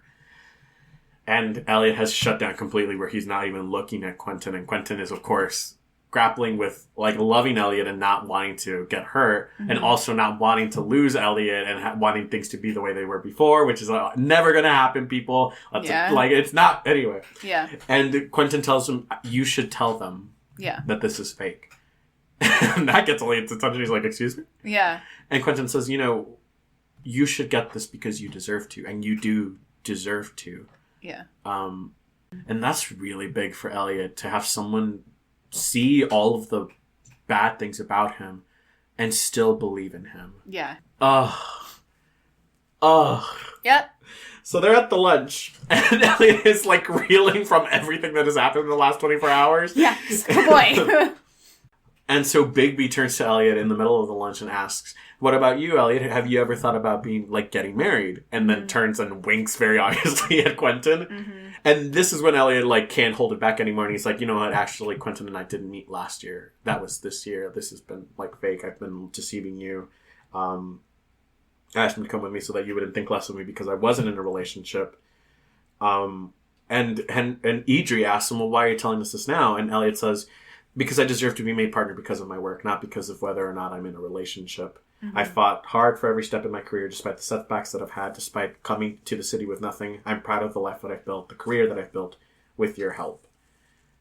And he's like, and you know that I'll be a valuable asset to a firm as partner if you just let go of the ideal that families and marriages are the only way to promote goodness. And more importantly, I know that. Mm-hmm. And it's... This is so satisfying in, like, a different way from how Quentin, like... Because Quentin had that moment where he, like, really stood up for himself and, like... To Alice and Penny, and you're just like, yes! Fuck him up! And this is a moment where Elliot stood up for himself, like, he believed in himself, and you're just like, yes, baby, you're beautiful and everything you do is great. Yep. And you were like, and it's also such a triumph for, like, queer people. Yes! It's a moment of not just Elliot winning. That's true. You know? Good like, point. I felt so validated. You're right. I was like, you're right, Elliot! We're all good. We're good eggs. And he's like, and I've never met anyone as brave and kind-hearted as Quentin. And Quentin says, I'm so sorry for lying to you, to all the people that he's met, and then starts to, like, have a moment, and he's like, I need to not be here. This is a business meeting. I'm so sorry. And he runs out. Yeah. And Elliot is like, whoa, wait, what? Hang on. Yeah. And, like, starts to run after Quentin, looks back at the table, realizes that there's nothing that he wants more than to be with Quentin, and so he runs out of the lunch meeting. Yeah. Stops him in the lobby, and, you know, they have this whole moment where Quentin is like, what are you doing here? Go back inside. And Elliot says, no, I'm not going without you. Are you okay?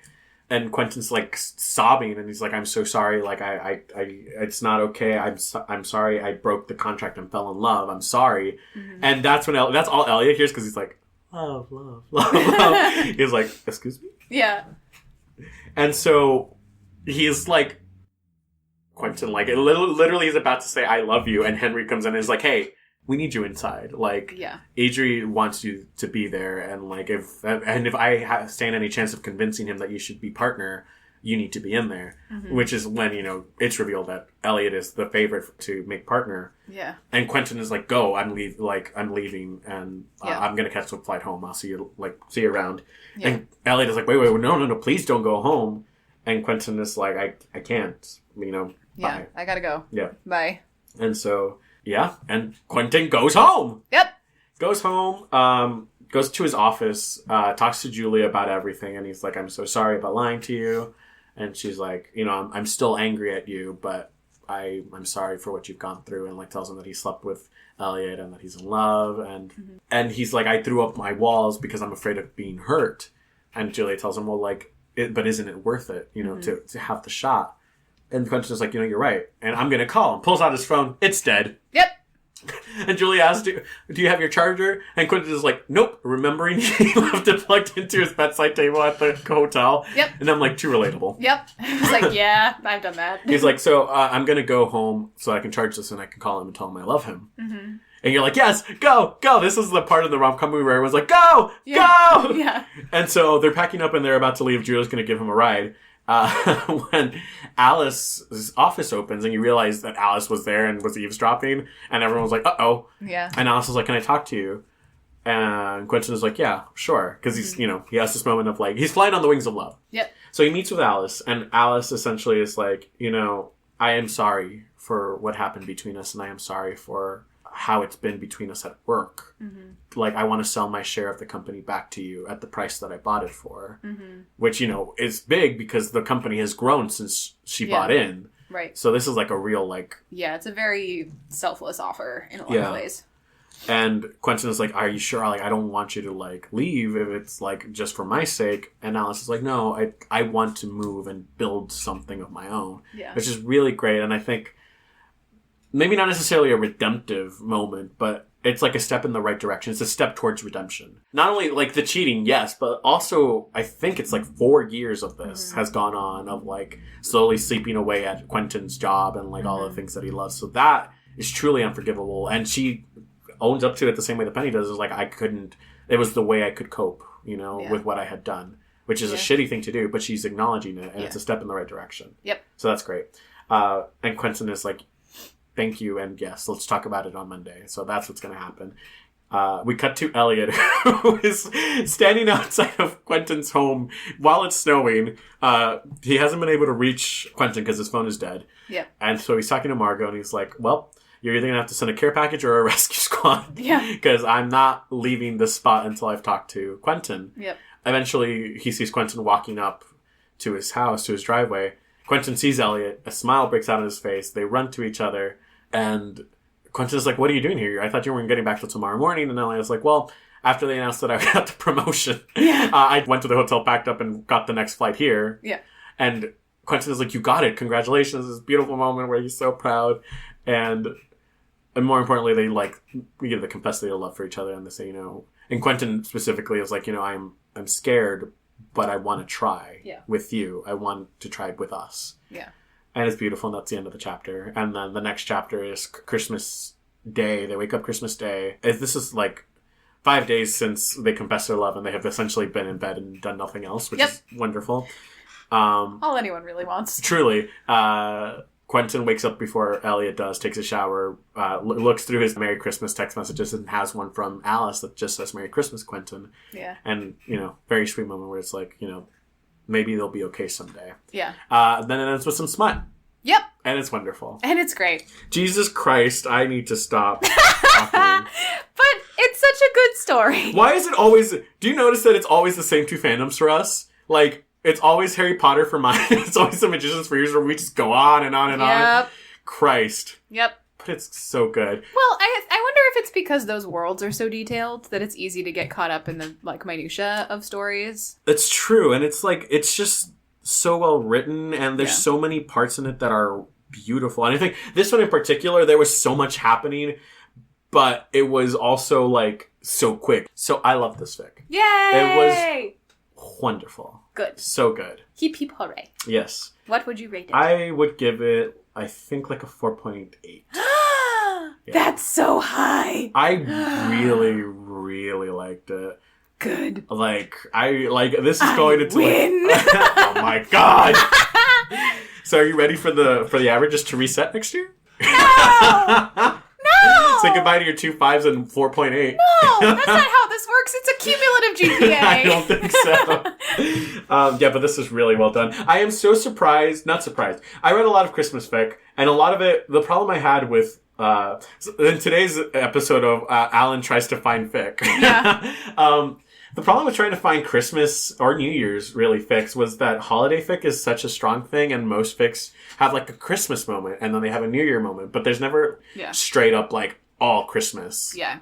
And I thought this did that really well. I was in the Christmas spirit a lot. They did a lot of the like holiday things, snowman, ice skating, warm drinks. The one thing they didn't have was gift exchanging, and that would have that would have made it a That's the point too. Yeah. That would have done it for me. Like, because something about like seeing what people get for each other.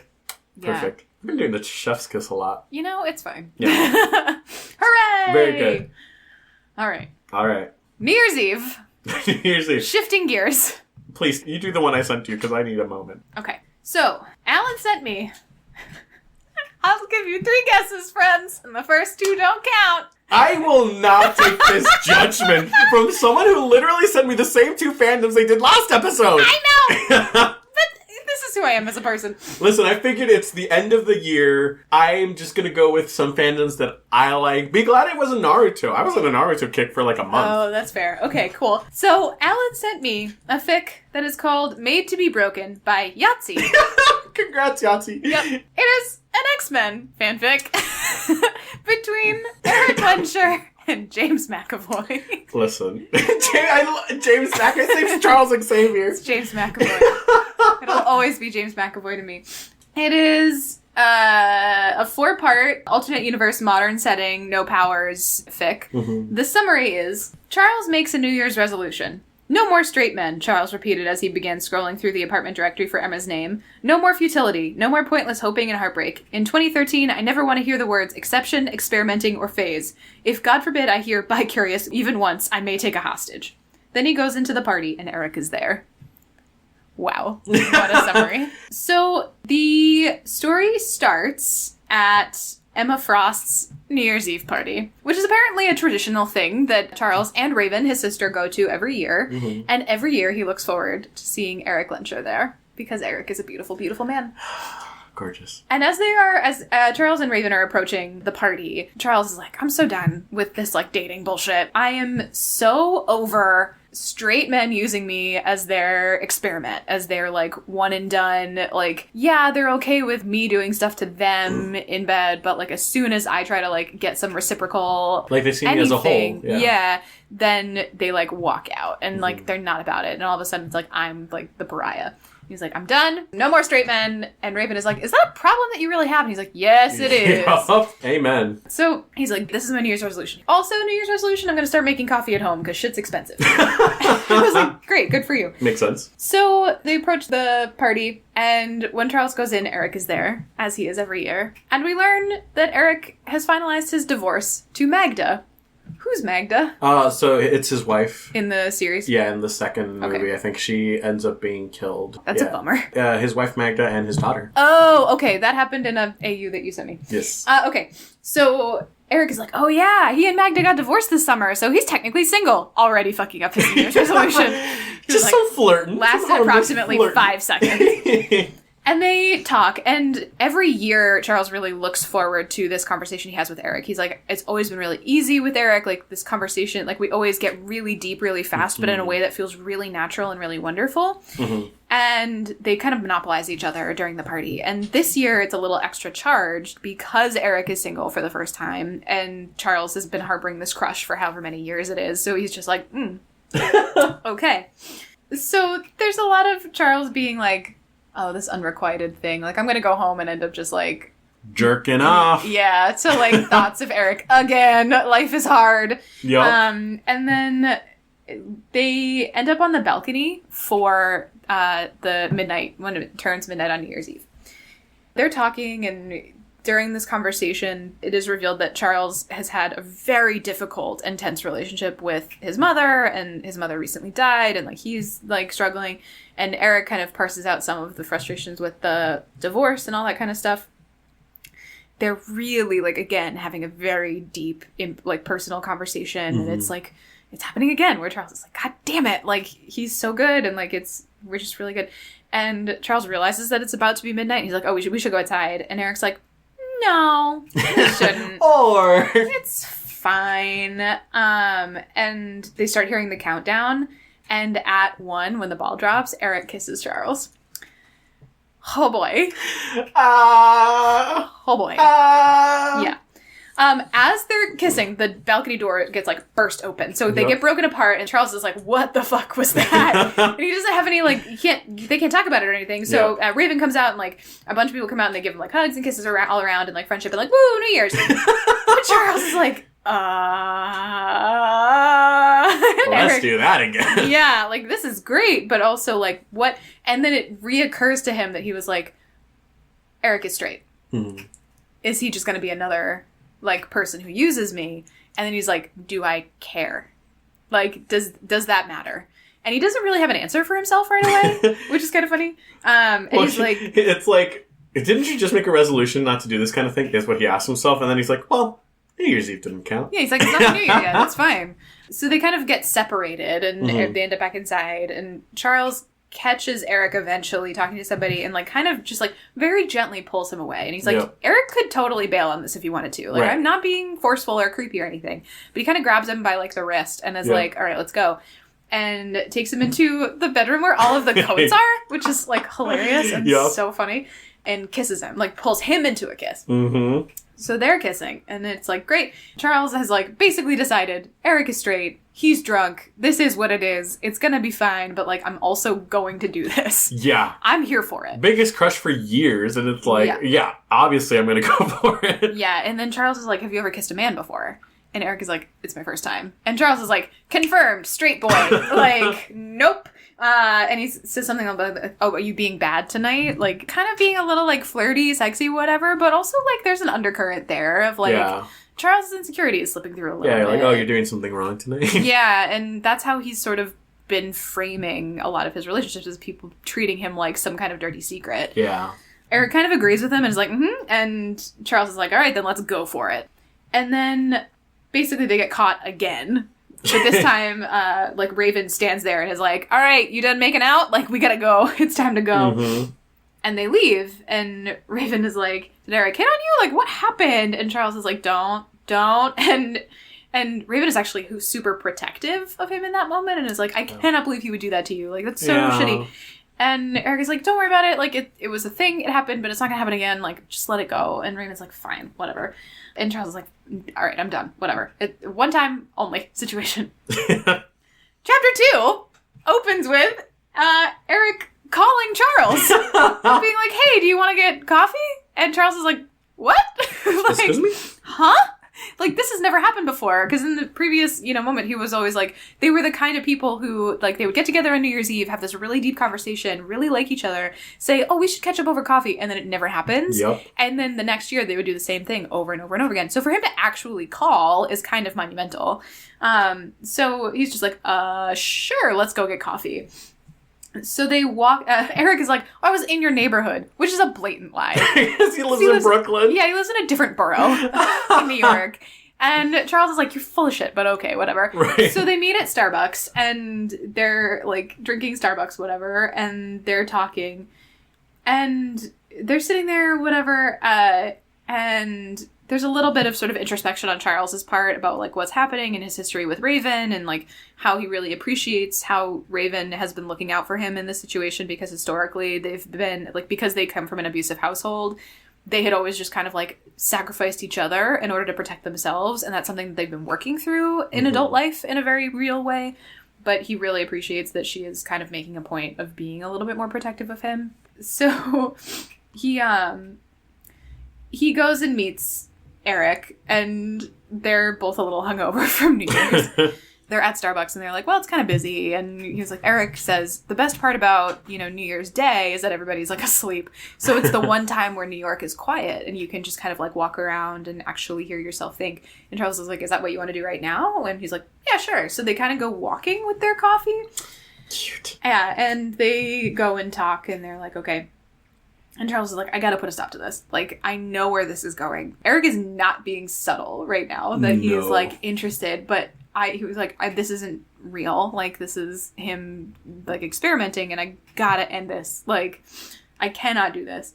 Charles tells a story about his, like, asshole stepbrother getting kicked out of FAO Schwartz, which kind of gets them started talking about their childhoods and stuff, and how Eric had gone to FAO Schwartz as a kid, but basically treated it like a museum because he was so poor that, and, like, in such a bad, like, his family, like, both of his parents were really sick and absent. Like, he had to take care of himself. He was like, there was no way I was getting a gift from FAO Schwartz ever. So, like, I had no more intention of bringing something home from that store than I did the T-Rex from the museum. And it sort of highlights the disparity in their experiences. Yeah. That they are coming from very different worlds, which comes back later. It's helpful. It's helpful. As they're walking, they re-approach Charles's building, and he's like, how about you come up? Also, my heat is broken. Surprise. Yeah. And Eric is like, that's not good. Like, it's cold out. And he's like, yeah, I know, but it's going to be fine. So they're, like, walking around, and they kind of start talking again, and Eric makes a move. Of course he does. Of course he does. He's like, I couldn't sleep last night. All I could think about was you. They're, like, kissing, and it's a thing. Charles kind of is like, wait, we should talk about this. And Eric's like, okay, like, did I do something wrong? And Charles is like, no, but you're straight. Like, you don't want the kind of sex that I want to have because you are a straight man and I am a gay man, and those are two different things. And Eric tries to, like, prove himself a little bit by, like, attempting to give Charles a blowjob very quickly. And it kind of happens for a minute, and then he, like, gags. And Charles is like, nope, we're done, and pulls him off, and is like, it's fine, you don't have to do this. And Eric is like, what the fuck do you want from me? Because, like, I don't know what to do here. And Charles is like, yeah, you really don't know what you want here, and is, like, actively shoving him away. Why do we push away the people we love? Oh, I don't know. Alan, if I hadn't answered that question, I wouldn't be going to therapy. Same. Yeah, so Eric starts getting ready to walk out the door, and Charles realizes, like, if he leaves now, he's gone forever. That's it. Yeah. And he's like, don't leave. Charles is like, please stay. And he kind of makes a decision to, like, talk it out. So this is sort of where Charles's internal monologue shifts from trying to be like, nope, nope, nope, into, like, okay, let me put myself in his shoes and figure out what's going on.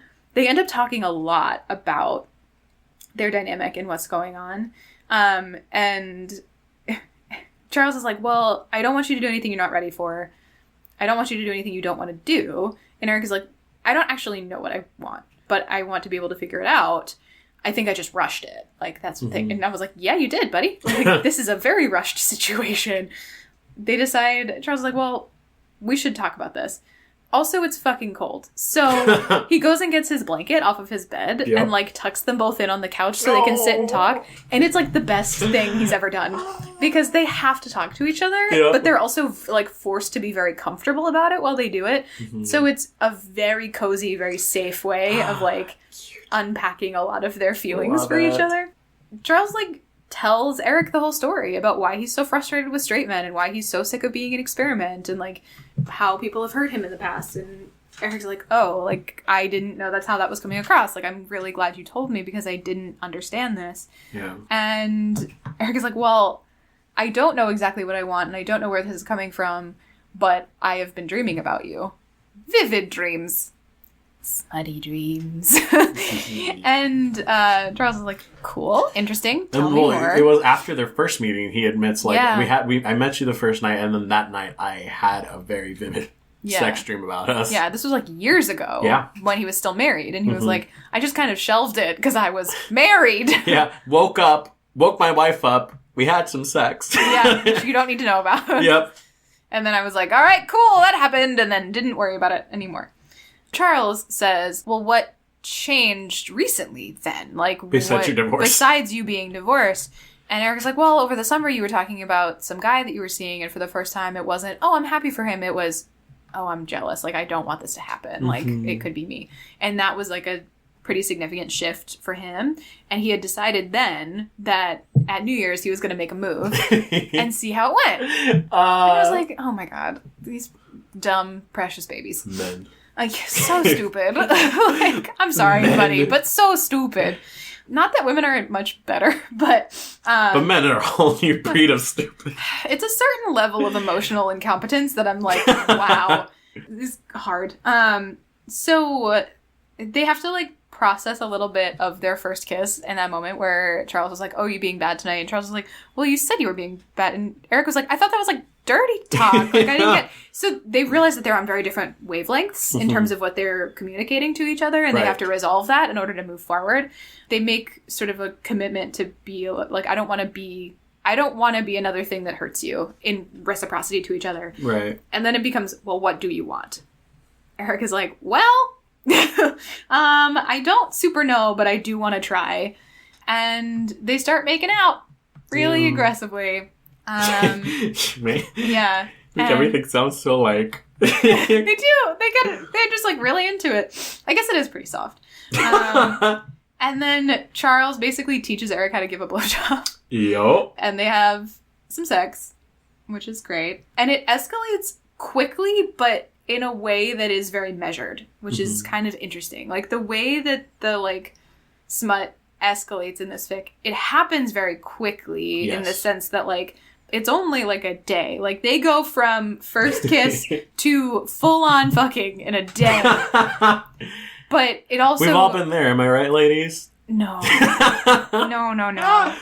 It doesn't feel rushed in the sense that you're like, wait a minute. It's just, it happens really fast in a way that I was like, but it's also at the end of years of pining. Exactly. So there's like a base for it. So I was like, okay. It's just an interesting thing where, like, it's like we come in the middle of the fanfic. Like, someone could have written those years before. Yeah. But we are here, you know? Yeah. It's interesting. Yeah, it's very sort of like the top of the bell curve. Yeah. And we don't really get the full-on, like, pining lead up. In medias res. Yep. So then, after they have done the blowjobs and the, like, cuddling or whatever, they wake up after they have just, like, fallen asleep post-sex, and Eric is like, I'm so sorry I fell asleep, and Charles is like, we're dudes, we don't care.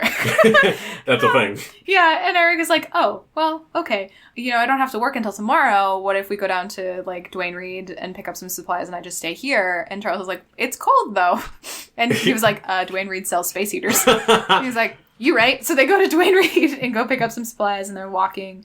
And they end up getting food and bringing it back and setting up a little, like, indoor picnic scenario. And it's very, like... Right next to also... Charles's apartment is in the Upper East Side. Yeah. Has a gorgeous view. Yeah. Like, it's a high-rise. One of his walls is, like, all glass, essentially. And this extends into his bedroom. So they're on this bedroom floor, like, this picnic set out with pizza and stuff, and, like, overlooking the skyline at night.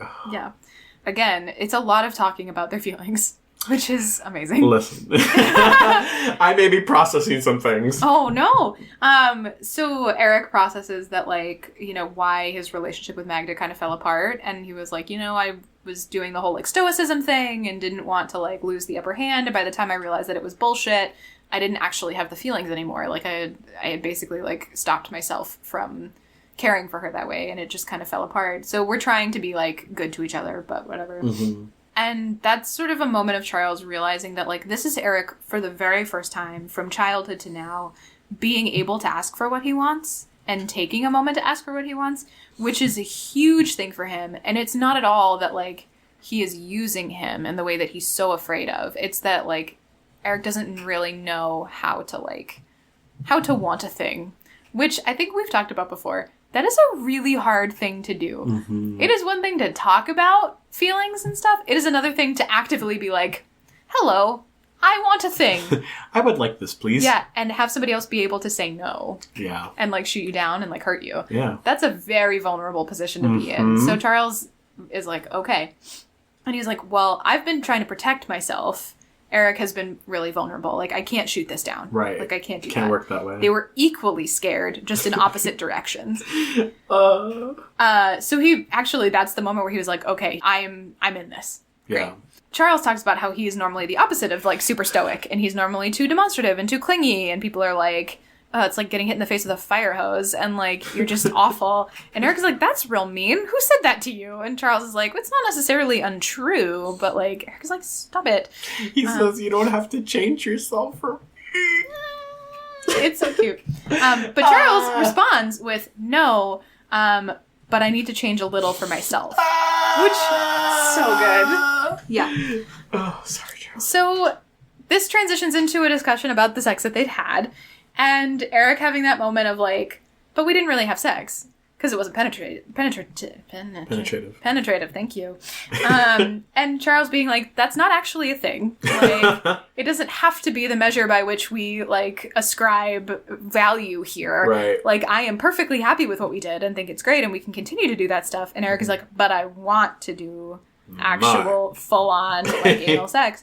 And Charles is like, we can, but, like, it's gonna be a whole thing. Like, it's more than I think you actually realize it is. And Eric is like, well, I want to try this. Like, I'm insistent. And he's like, okay.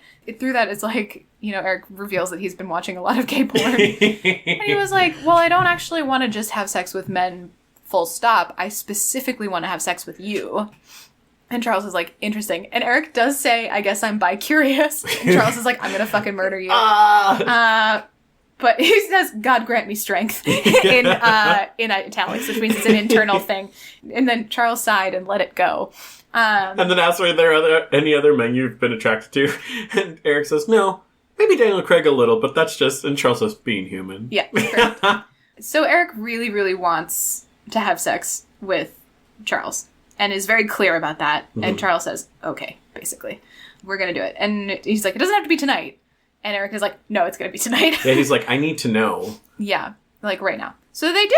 And Charles, like, fucks him. Well, that's it. Here's the, like, kind of the big moment is, like, Eric is talking about all of this and, like, being unsure of what he likes and admits, like, he wants to try with Charles and is very attracted to Charles, but he needs to know that sex will be pleasurable to him in any form that they choose to have it. Yeah. And so Charles is like, you know, what do you want me to do? Just say whatever you want, I will give you. And Eric says, I want you to fuck me. Yeah. And this is Eric saying, like, I need to know that I can get pleasure out of, you know, being fucked with you. And Charles is like, okay. Yeah. And they do. Yep. And they do. And it goes really well. Yep.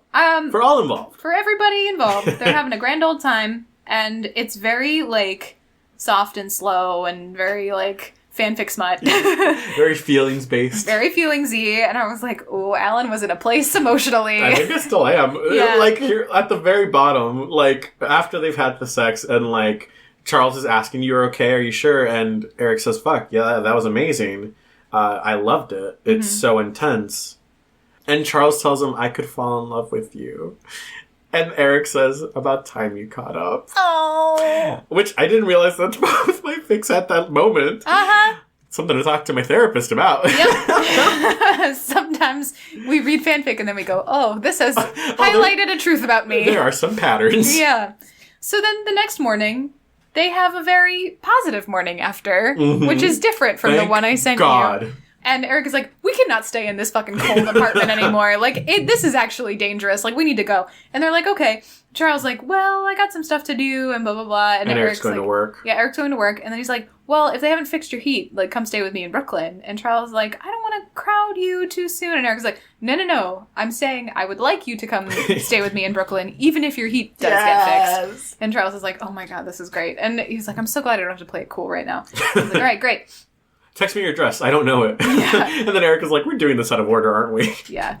Charles has a moment where he's like, that was meant as a joke, but actually I might not be good at this. And Eric is like, that's fine. We're figuring this out. All relationships are fucking weird. Like, we all strike out until we don't. And we all get it wrong until we get it right. So good. And Charles is like, okay, I'll see you at like 6:30. Great.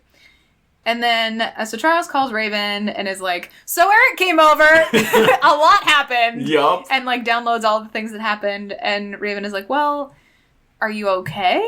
Like, are you sure he's going to treat you right? Like, everything's going on. And Charles is like, yeah, it's been a lot. But, like, to be honest, like, yeah, I think this is going to go well.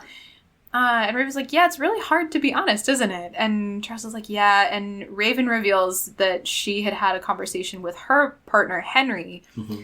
And how she knew that he was the one for her was that she had a history of having, like, a lot of casual sex. Mm-hmm. And her number was very high, and she was very ashamed of that. Mm-hmm. And she finally, like, told him the actual situation that she was in and, like, who she was. And basically, like, offered up herself on a plate. You know? And he was honest and was like, this is intimidating, but it doesn't change how I feel about you. And that was how she knew, like, she was like, you got to find somebody who sees you for who you are and loves you anyway.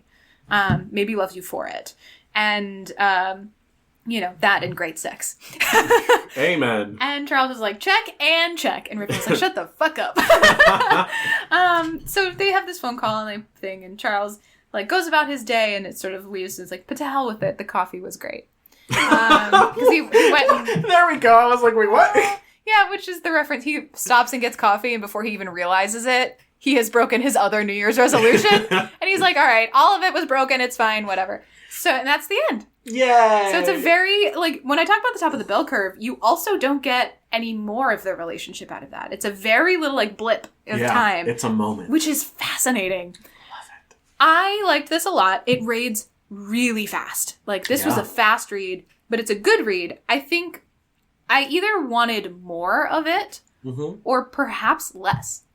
I was like, this amount was kind of frustrating. Interesting. To, like, walk away from, because I was like, what do you mean we're not going to see him in Brooklyn? What do you mean he's not going to go? But I also, like, it didn't ruin it. I just was like, this is a very... You wanted more, yeah, this is a very interesting slice of this relationship. It's a very interesting worldview where sometimes fanfics just, like, cut off at the end, and you're like, all right, cool. I guess that was it. There's not a whole lot of denouement, as long as we're talking about weird literary terms. Yeah. So, yeah, I liked it a lot. I liked the way that they dealt with both of their very real, like, life struggle things. I felt very, like, true and very grounded. I do think they moved really fast, which was a little... It was a little off-putting when I first was reading it, but then I was like, nah, like, I could kind of rationalize it. The jumping right into anal sex was a little much. But, like...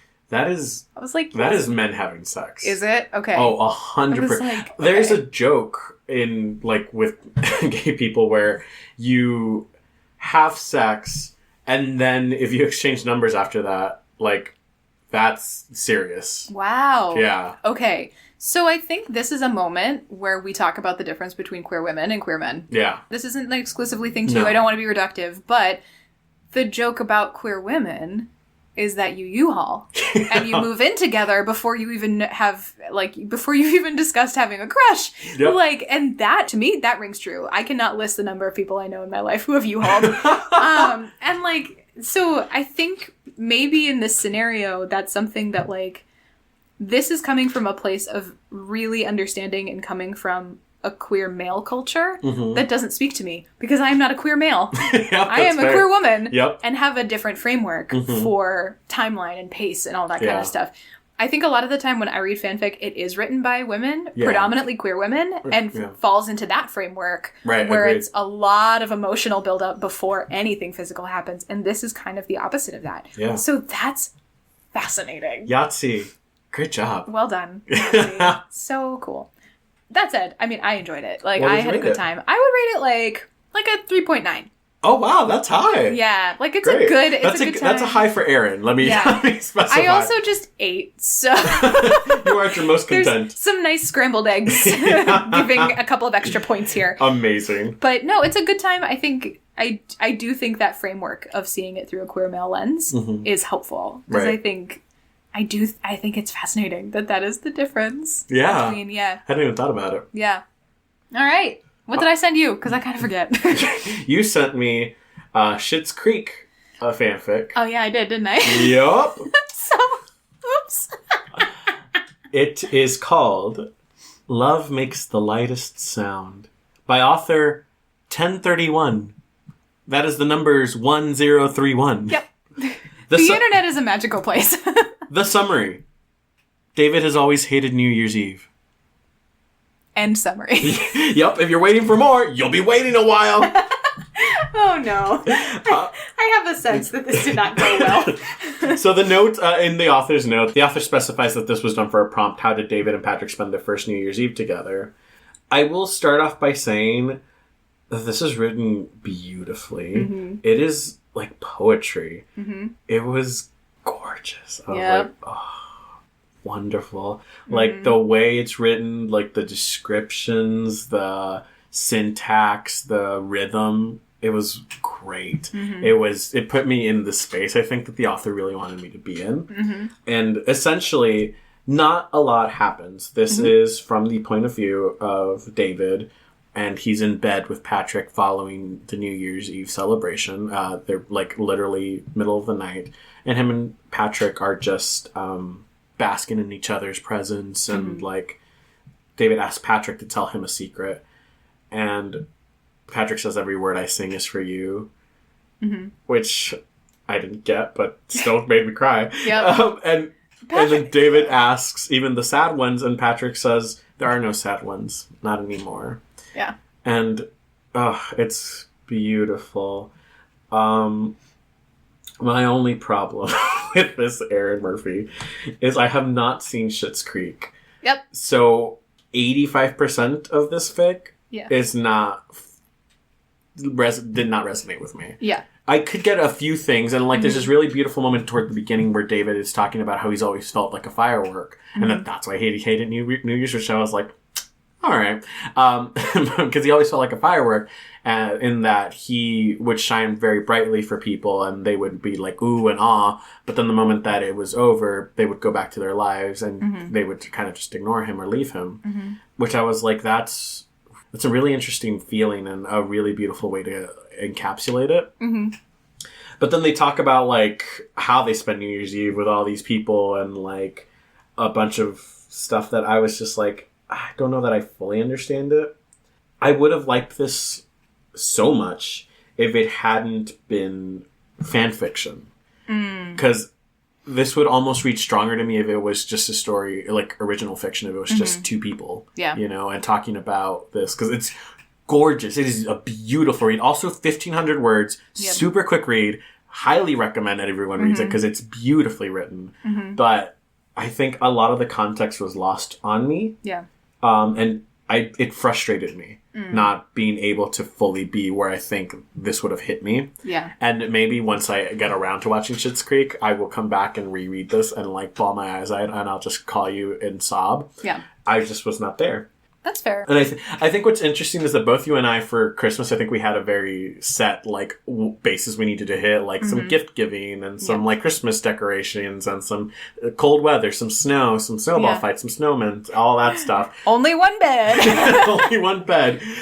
But for New Year's, I think we kind of went in different directions where, like, mine was, like, technically at a party, but then it, like, went into a whole bunch of introspective, like, moments and quiet introspection, I think, is what we've both landed on. Yeah. Yours didn't really have a party at all. It was remembering a party. Yeah. And it was a beautiful moment of, like, two people enjoying each other's company and like kind of reminiscing over what the last year has brought, and it's dawning and it's a new year. Ugh, beautiful.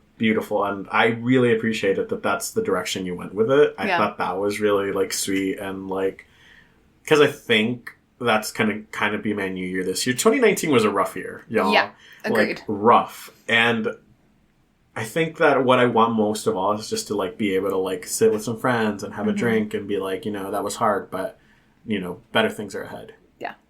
So I really appreciated this, and I think that it was a really good one to end our first season of the Fic List on. I'm glad that you feel that way. I definitely agree that I think it would benefit from some context, but I actually don't know if context helps with this as much as you think it does. It's a lot of the sort of introspection is rooted in who they are as people, which makes sense, but there isn't a whole lot of like specificity to be gleaned from it because of context, I don't think. Well, I think the biggest part is that a lot of the introspection happens with like, so there's a part here where David's thinking about himself and says he's aware enough to know that he uses it to his advantage to keep others at arm's length and away because sometimes he shines too brightly even for himself. But Patrick revels in it, in the glow of David's presence, of his eccentric passions, his ridiculousness, his neuroses, his love. And having some context for that would be helpful. Exactly. Like, what are the neuroses? Like, how did they meet? What? Like, I think it was just small things like that. Got it. Then I think, that makes sense. Because David is a little neurotic. And, like, that's who he is. Bless his little heart. And Patrick just thinks it's delightful. And he's kind of the only person who thinks it's delightful. Or, like, he's one of the few people who's just like, yep, I'm in for a penny, in for a pound. Like, here for it. And, like, when they met... David panicked because Patrick was the person who needed him to sign out his like incorporation paperwork, and David doesn't know what he's doing, so he calls and leaves 6 rambling voicemails on Patrick's phone being like, "Hey David, it's Patrick." Fuck. And it's just like a moron. And it's just so weird. And Patrick gives him so much shit for it, but he goes like, "Did you leave enough voicemails?" Like, and he gives him shit, but he thinks it's, like, you can tell he's just like, I'm so into this fucker. Like, and you can tell right away. He just, like, indulges him, and, like, he gets him, and it's really sweet. And, yeah, it's just a really good relationship. So, I guess you're right. Yeah. I can see that. I hope you get a chance to watch this show, because it's really good. I'm excited about it. I talk like I don't have the option. I act like I don't pay for Netflix. Yeah, but like also watching a new show is a commitment, and who has the time? Like, really. That is the sweetest thing you've ever said to me. Yeah. So, great. I am glad that you liked it. Yeah. What would you rate this fic? 4. Cool. Yeah. I'll take that. Gorgeously written. Yay. That's our holiday spectacular, friends. Boy, was it spectacular. It was an event. It was a long event. It's okay. We did pretty good. I think we're good. So, we should be up front. This is our last episode for a little while. Yeah, we need a break. We're going to take some time. I know what you're thinking. Some time? You haven't been posting regularly. but shut up. in the tried and true tradition of fan fiction writers, we are sporadic in our uploads. Yep, and that's just how it's going to be, friends, because we have lives and jobs and families and things happen, and like, editing is hard. Editing is really hard. So we're going to take a little bit of a break. We'll come back in the new year eventually, probably. So we're going to take a little bit of a break, but I have loved every second of doing this stupid little project. It's so fun. It is the most fun project I think I've done in years. Aww. It's the most creatively fulfilled I've felt in a long time. Oh, that's great. And I love you, friendo. I love you. I'm in a very emotional place. Yeah, we both are. Yeah, honestly. Yeah, but this has been great. Please, rate, review, share with a friend, share the magic. Yeah. Also, please, send us more recommendations. Mm-hmm. Send us fandoms to look into, pairings, tags. Because as you can see, we need help. Yeah. And, as we look at our slate for next season, my hope is that we really expand and have more of interactions with you guys, with our listeners, and are able to build a little bit more community and, really push ourselves to be even more expansive in what we're talking about, because I think that is how we grow this little project of ours. Have some fun. So if anybody knows how to get in contact with Hale Appleman so he can come do an interview on this podcast. Please, come. I know. Come here. Please talk to us. I mean, but also, we'll feed you. I'll feed you. That's for damn sure. You can come hang out with my cat if that's a selling point. You did think she was cute when I handed you my phone at Comic-Con. But like, you know, if you can think of things that we could be doing that you would like to hear us talk about or see us do, that would be really great. Definitely coming back. This is going to be a continuing project. We just need a little bit of time to like recoup. We're just gonna, you know, go home. We're gonna eat some food. Gonna spend some time with family. Yep. And we'll regroup. Yep. See you in the next decade, friends. Oh my God. See you in 2020. New decade, new us. New decade, new episodes. It's gonna be great. Happy holidays. Bye. Bye.